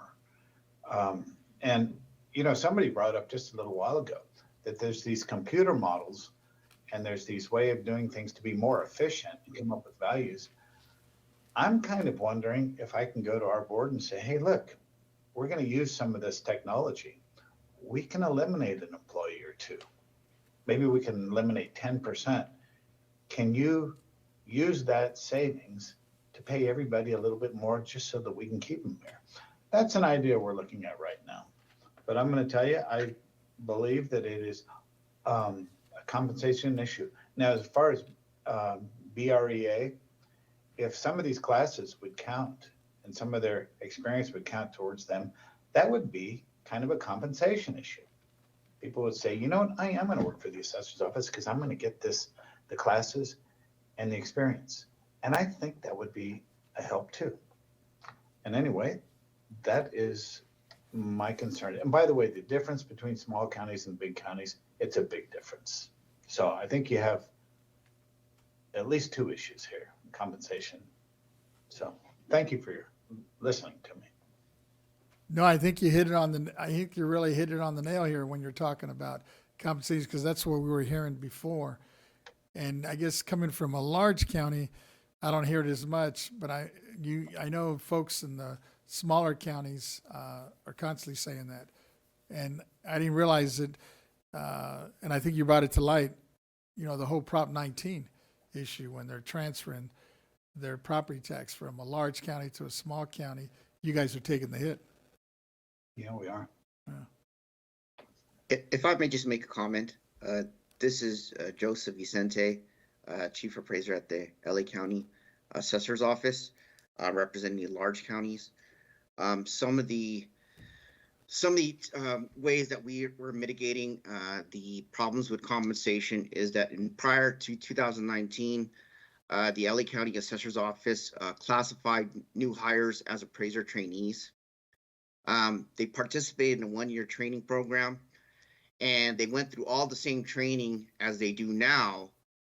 And one of the things we did was after October 2019, we actually removed that appraiser trainee specification.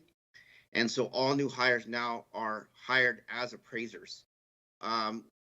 This allowed us to do two things. First of all, one of the things that it allows us to do is increase their starting salary. So they no longer receive the starting salary of an appraiser trainee. The starting salary now for a new hire as an appraiser starts at $54,000. And then at the top step, we pay them $98,000 after a 12 year steps. They also continue to get the same 1-year training program that the appraiser trainees receive. Obviously, this is all fully paid by LA County. And so we use that kind of as a carrot for people that are coming in brand new out of college. You're going to receive full training while you're with our office, similar to any type of new grad program that someone received for like a nursing degree or someone coming out somewhere else. We also offer an audit bonus or an audit qualification assignment bonus. So for those people that are audit qualified, once they are assigned to an audit unit, they do receive a work assignment bonus. So this is another way that we try and compete with private industry and try to recruit people into the to county government. Thank you for that information. I think we need to be a little bit more creative. And I think Rooney hit it right on the nail when you're talking about both the compensation and then also the hit with Prop 19. So, but you know what? And he mentioned the other piece, the whole credit for the folks that are working in assessor's office. I think if we can work that angle, that might help, especially the young college student, whether it's community college or state or UC student that might be working or participating part-time right now in one of the assessor's office. If they can get credit for that, that might help in terms of recruiting new appraisers, especially at the level that is being paid by the counties. Any other thoughts on this end? Oh, Deputy Controller, go ahead. Thank you, Chairman. Really, really appreciate all the big, large, and medium-sized counties for coming on and presenting before us today. I just had a question. I'll open it up to all the panelists here, just in terms of retention on how we're keeping appraisers in our offices. And I know you're like hiring them, going through the training, they're compensated, but do you care to share any strategies on how we are retaining these appraisers and making sure that they're not lost to the private sector or just moving out of state? Anybody can answer that. Thank you.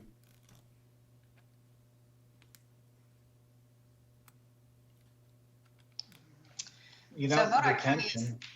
Sorry, Jim. Kristen, you go right ahead. Okay, so Modoc County is far enough away that we don't really have that issue, but I would say that one of the things that I've noticed through a lot of the more rural counties is that our benefits actually and the stability keep people in some of the smaller, more rural counties and some of the government jobs. Government is one of the biggest industries in some of these smaller rural counties, as strange as it is, but the benefits definitely and the stability of the job definitely keep our people here. Go ahead, Jim. I was pretty much going to say the same thing. It really does boil down to compensation. And, you know, but the more we can offer somebody, the better. You know, the way I recruit around here is when you have a small office, you meet somebody who's smart, who's looks like they're hardworking, and you got to tell them to apply. And it's actually worked out rather well for us here, but that's sometimes hard to do.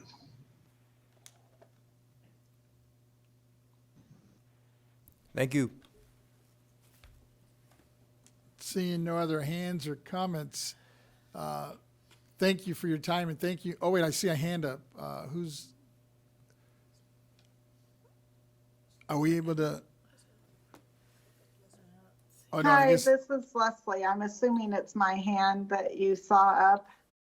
yeah, I saw it up and then it went down. So are you still on, Leslie? Yeah, I was trying to decide because I realized that I got called up to my Board of Supervisors meeting for an emergency input, and I missed when you were asking for input. So I don't know if you want me to go over that now, but I can address part of the question you're discussing. And I will add that at least for Shasta County, I know that our benefits have been impacted a bit as well. So for us, like comparably, the city agencies here, like City of Reading, has better benefits packages, but we still tend to keep people on staff unless they have other interests, period. But our recruitments have struggled, especially auditor appraiser, as many have mentioned.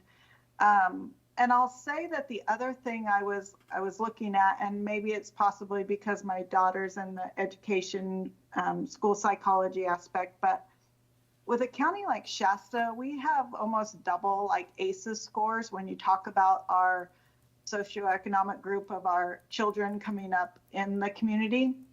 And although we have a high school rate of education, we have a very low rate of college graduates. And then we get the brain drain effect of many of those just don't stay in the area. We really don't have we have Simpson College, but it's a higher priced four-year college. So we see a lot of our talent leaving the area.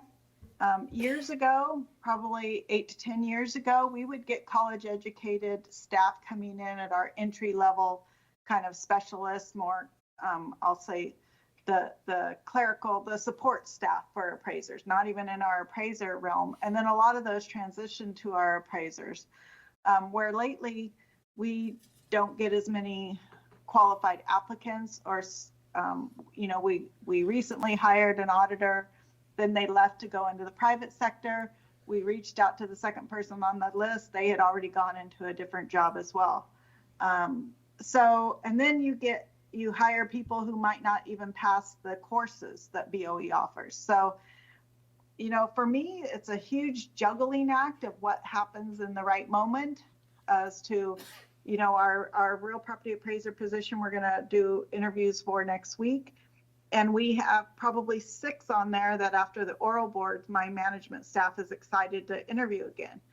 So I just think there's a lot of things that go into these decisions. I like the idea of trying to take a look at what college and partnering would look like. But I also think that teaching the appraisal, the specific appraiser aspect is almost easier than teaching what property taxes are about and all the nuances of property taxes. So no matter what they come in with from like a fee appraiser coursework, we're still going to have a lot of work to train somebody to answer all the questions related to property taxes. But anyway, again, I apologize for not being here when you first got to me, but duty called in the boardroom, so. No, I appreciate you at least coming back. Appreciate your comments. And I think there's another hand up. I can't quite see. I believe it's Mr. Yen. Oh, is it? Yes, thank you. So I just want to bring in the perspective of the Assessment Appeals Board. So my name is Eddie Yen. I'm the Assistant Executive Office of the Board of Supervisors for LA County. I also oversee the Assessment Appeals Board for LA County, the Legislative Chair for the California Association of Clerks and Election Officials for the Clerk of the Board section, and also former LA County Assessor employee. I was the General Counsel and the Director of Operations there. Wanted to first thank the Chair Vasquez and the members of the Board of Equalization for inviting me here, and also just want to introduce the opportunity for a partnership between the Assessment Appeals Boards, the Assessor's Offices, and BoE.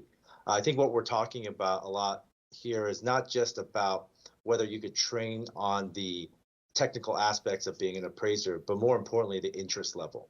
I think what we've seen is people who are in the Assessment Appeals Board in our department, they have an interest in property tax. But I don't even think our department has really engage with our staff on looking at what their potential future could be, maybe even as an appraiser. So I would even offer up that as we continue on with these work group planning meetings, that the assessment appeals boards, and that could be every assessment appeals board in California, that we could also be part of this conversation of building a pool of potential appraisers, not just from the private sector or the school, but even from amongst our own county departments, such as the Assessment Appeals Board. And I also was hoping to just kind of focus on talking about our Assessment Appeals Board and how our focus has been about public service and improving processes that's resulted in a NACO award, as well as being a finalist on the Granicus Digital Government Awards for digital transformation. So I look forward to any future collaboration, hoping to speak again at the September Board of Equalization meeting, where we could share a little bit more about some of the training standards, some of the ideas that we've been coming up with here at Big County, LA County. Thank you. Appreciate your thoughts, and thank you for that. And we'll definitely follow up, both in September and probably even in October. Any other thoughts from any of the other members? Question, if I could? Yes, Member Gaines. Just, Go ahead, Coach. to the county assessors, thank you for your participation today. And I just want to focus on this private sector, the fee-based appraisers. Are you seeing more applicants from those folks for positions that you have available in your counties? I can say Sacramento is not seeing more. We're seeing less. Okay. This is Jim Rooney. We don't see hardly any because they make pretty good money right now in this real estate market. And additionally, they have kind of a lot more freedom. They can work on a Friday or Saturday, Sunday if they want. And it's a good occupation. So I think there would be actually people leaving our offices to be private appraisers more than the other way around. But you know, when the real estate market takes the dive, there's no appraising going on within the private, or very little going on in the private industry. That's when they tend to want to come to our offices, which can be helpful because doing Prop 8s when the market is going down, that's more work than just doing regular Prop 13 appraisals. So it's a mixed bag. Okay. All right. Other comments? Yes, as far as LA County goes, we're not seeing a big number of fee appraisers coming into the county to apply for a position. I was actually one of the few people that did the reverse, as that was mentioned. I actually was a fee appraiser, and when the market turned in 2008, I actually ended up applying for a position at the LA County Assessor's Office and got a position there. So we haven't been seeing that. You know, typically I would think, as the assessor had said, because private industry actually does pay quite a bit more, it is a little bit more lucrative, and the work can be less demanding in some cases. You know, most people don't apply for this position. What we see typically is actually people from other county departments actually applying for appraiser positions with us. Mm-hmm. Okay, thank you. I brought it up because we had Paul Chandler speak earlier from the Appraisal Institute of Northern California, and he had indicated that appraisals were slowing down in the private sector, but maybe it's still a little early for them to be searching for employment elsewhere. And again, when I think of the pension and benefit opportunity, there's real value there, even if your compensation is lower. And I would think that would be more important as you got older. So, you know, I think someone coming out of college or taking the courses and applying for a job might be attracted to the private sector. But as you mature and you start looking towards retirement, I think we have some opportunities that we probably ought to be highlighting in terms of employment. If I may, Member Gaines, that's exactly correct. In fact, I was a mid-career appraiser, and because of that, the downturn, it was the stability and the benefits that I look forward to. That's great. Wonderful. Thank you, Mr. Vicente. Seeing no other hands or questions. Oh, I see a hand. Leslie, I think that's you. Yeah, I was just going to add that it does seem like on the county level, in terms of our salaries, we're constantly fighting with the rest of the general fund departments. We're dealing with, for example, in Shasta County, we're getting told nearly every month to remember that any vacancy you have is going to get looked at. They want to pull those vacancies. They want to cut your staff. And a lot of the counties haven't seen that recently, but, in Shasta County, they're working on funding a jail. So they're looking for every general fund department to figure out where they can pull, $10, $20, $50, $100,000. And that's staff. I can't cut a conference and make up for that kind of money. So, we're balancing a lot of different things. And in a perfect world, the administration of property taxes would be addressed from the property tax funds before it ever goes into a pot to the state and then coming back to the county. We are the administrators, and yet there's a very small portion of our costs that get reimbursed either by the state. In a perfect world, that would come out up front, and we would then be able to manage our offices. We would be able to pay our staff and our appraisers and comparable wages, and we would be able to get the best of the staff. And when BoE comes and does samples and surveys, and they're talking about processes or procedures that get missed and how far behind we are on one area or another, all of those things would be taken into account if we were able to offer wages that were comparable and be able to pull in the best and brightest of our community in order to staff our offices. So. Okay, thank you, Assessor Morgan. Appreciate it. Thank you all for participating and looking forward to continuing this conversation. With that, Ms. Taylor, who's next? I think at this point it'd be the wrap up and next steps. Oh, we don't have anybody else? No, I think you've given everybody an opportunity to speak. Oh, okay. I thought we had, I know we were jumping back and forth, but. I think we've covered everyone. Well, actually, while we still have the assessors on the line, first of all, I want to thank you all. I know you all had real busy schedules. And we heard from from Leslie. I know you had to jump off for a little bit, but I want to thank you all, and really a lot of the speakers that we had that came in, especially those that made the trip here in person. Wanted to thank them for coming in.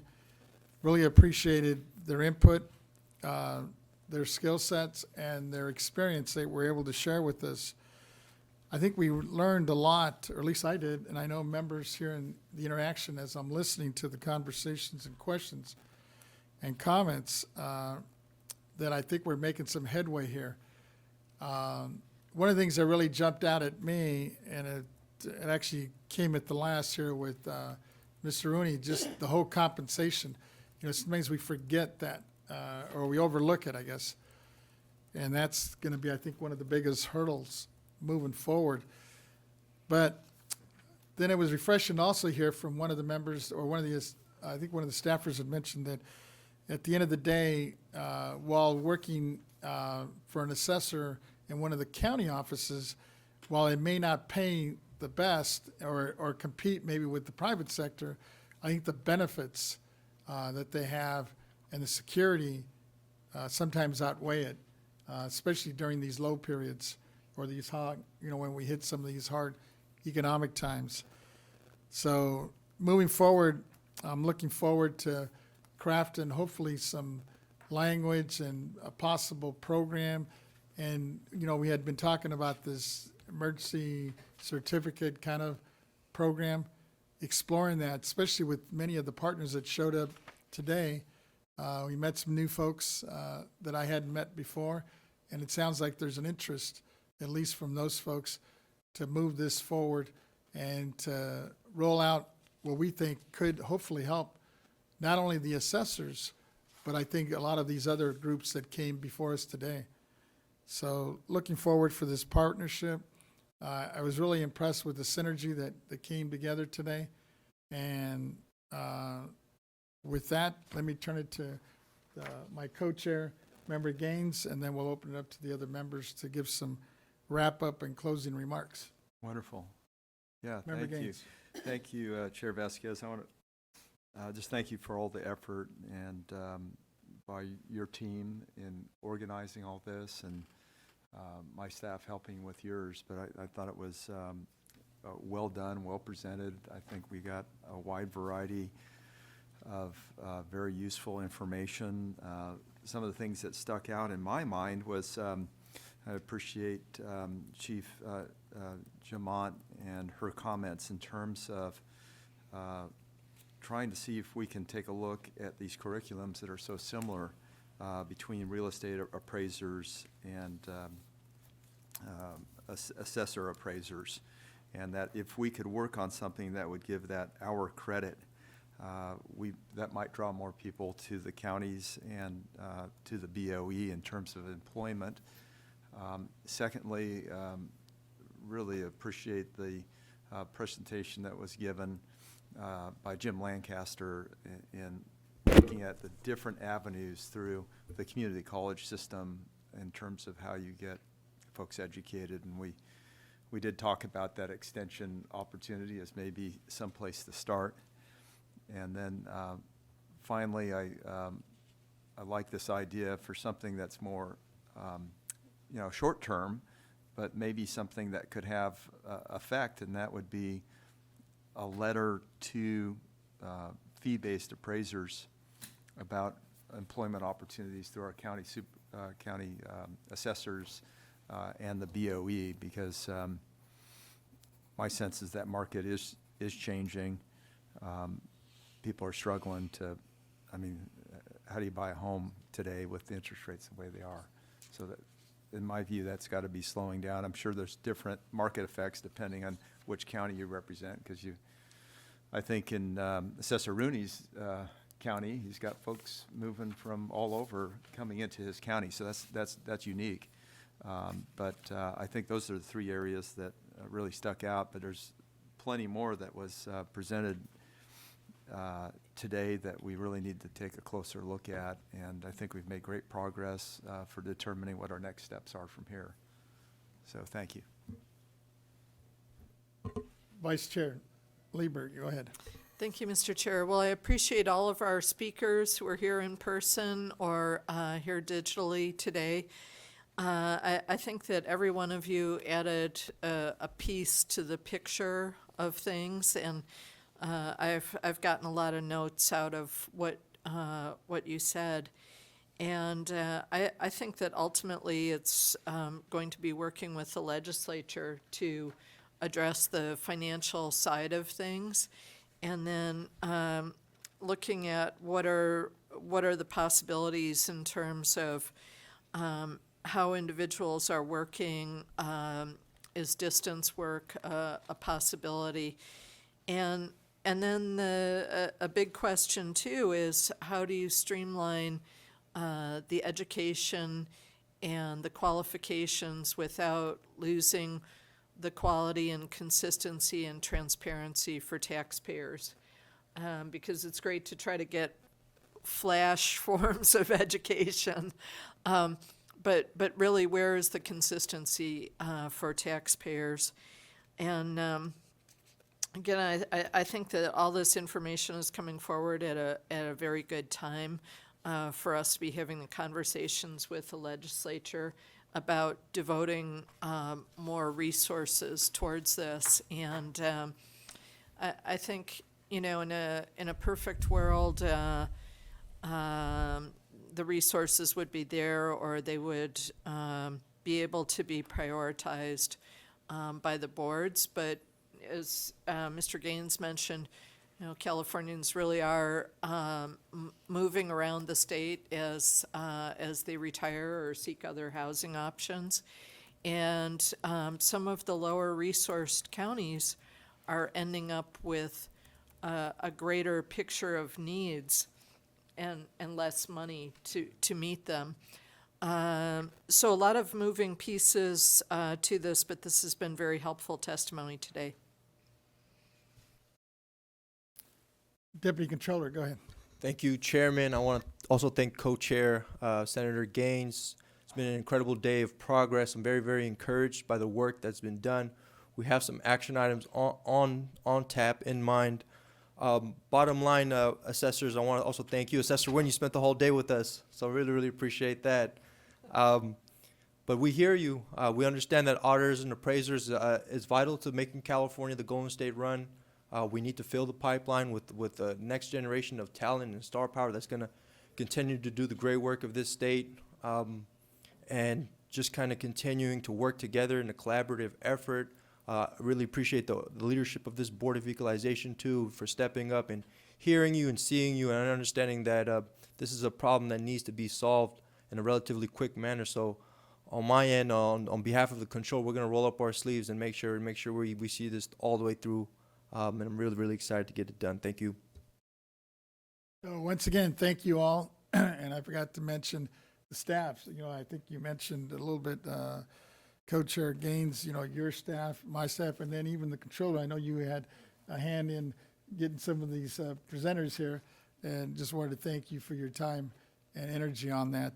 And it sounds like there might be a consensus here, so I'm going to throw something out. I know we can't vote on it today because this is a work group, but maybe more of a consensus from the board here that I'd like to recommend that we have our executive director maybe work with Brea here and our CAA president that's on the line as well, and to discuss or look at a partnership that they can come back to us, and then maybe give it 2 to 3 months, because I know it might be tough to do it next month, but maybe look at a 2 to 3 month window here that they can hopefully come back with some suggestions, some possible programs that we could accelerate this and kind of move what we've all been discussing and what we see in terms of the need. And one, look at, I guess, possible internships, which I heard earlier, possible expanding the recruitment and retention options. And then I guess the third one is, how I think it was one of the speakers that talked about, putting together a program that may be non-credit at the beginning, but then could turn into something that actually turns in for credit that would give these folks, hopefully, which I heard from some of the folks that it might be already working in assessor's office, getting credit for that and to qualify for some type of certificate that then they could actually be employed as maybe a journey or a first level appraiser in these counties. I just kind of throw it kind of all in the mix, but at the end of the day, I would leave it up to our executive director in the conversation that she has with our folks here from Brea and from the president from CAA to come back and, as we heard today, to see if there's something that we can move forward in the next 2 to 3 months. Am I real confusing here? You're confusing Okay. me. Sir, I'm sorry, sir. Yvette Stowers, Executive Director. Very great conversation today. Some of the comments you just made will most likely be outside of our scope as far as working with changing how the counties are hiring and providing credits to their employees. That's beyond our scope and our authority. So think about that one for a little bit more. What I was kind of throwing this out there, and in your conversations with folks like Brea and the assessors, is to come back and maybe you'd say, hey, look, we can't do this, we could do this, we could move this a little bit quicker than we're doing now if we had the synergy between these three bodies, is what I'm kind of looking at, and I'm open. Okay, all righty. let me meet with the two parties. I appreciate it. And see what we can do. Well, let me wait until you Yeah, make an officially, we official could- motion, when you do your Tomorrow. report tomorrow. And I just wanted to kind of comment, it was a great conversation, and I think there may be some, comparing apples to oranges, when you talk about BREA and their curriculum and ours being very similar. I want to just make it really clear for the record that for at least BOE, appraisers, we require a 4-year degree. I'm not sure about the counties, but we require a 4-year degree. And then when it comes to the auditor appraiser, we require the accounting degree, and that's by statute. So I don't know, when we talk about trying to fast-track something or work with the fee appraisers, and having, crossing over, what I saw from them is they don't always require the degree. So there's going to be some hurdles, and we're Okay. not completely the same. Okay. But I will wait till tomorrow because I know it's past 5 o'clock and. No, I know. So, well, if there's a consensus, we'll put it on as a 14 item tomorrow, take it up, make the official motion, and then give you the time, one, to meet with these entities, and let's see if there's some commonality or something that we could hopefully move forward. And like you said, it may not be the full-blown appraisal certificate because of the 4-year requirement you're mentioning already, and let's see what part of it we can. Okay, it'd be very helpful when you make the motion, if you can have it in writing. I will. Because I can see the ladies trying to write it down. No. Could I just, And Member put in Gaines, a- if you yeah, have anything just you want to add to that, yeah.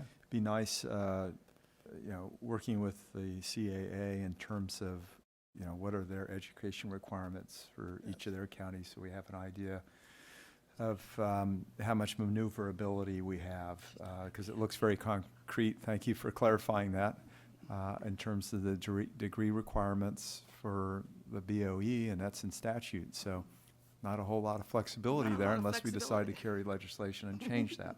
But it'd be nice to know what the 58 counties are doing, and Yes, yeah, we could So- talk with them. They have the same issue with the auditor appraiser series. They've been stressing their challenge with getting auditor appraisers. right. Especially And for the we've small got counties. appraisers right here, but I don't know if I want to belabor it No. at this hour. Yeah, they But we can follow discussed it up on enough, that. and Yes. we might not have media right now anyway. So, Okay, Yeah, I think it's blanking out on us. yeah, because Okay. it's. all right. Thank you. But with that, I guess we'll officially take And- recess this meeting at 5:04, and we'll reconvene tomorrow at 10 a.m. No, aren't you adjourning the Chair, board group? I appreciated Controller Cohen being with us today. Oh, yes. Chair I'm sorry. Vasquez, you are adjourning the board work group. Yeah. Oh, well, let's officially adjourn the work group Yep. at 5:04. And then our board meeting will reconvene tomorrow at 10 a.m. Yes. Thank you.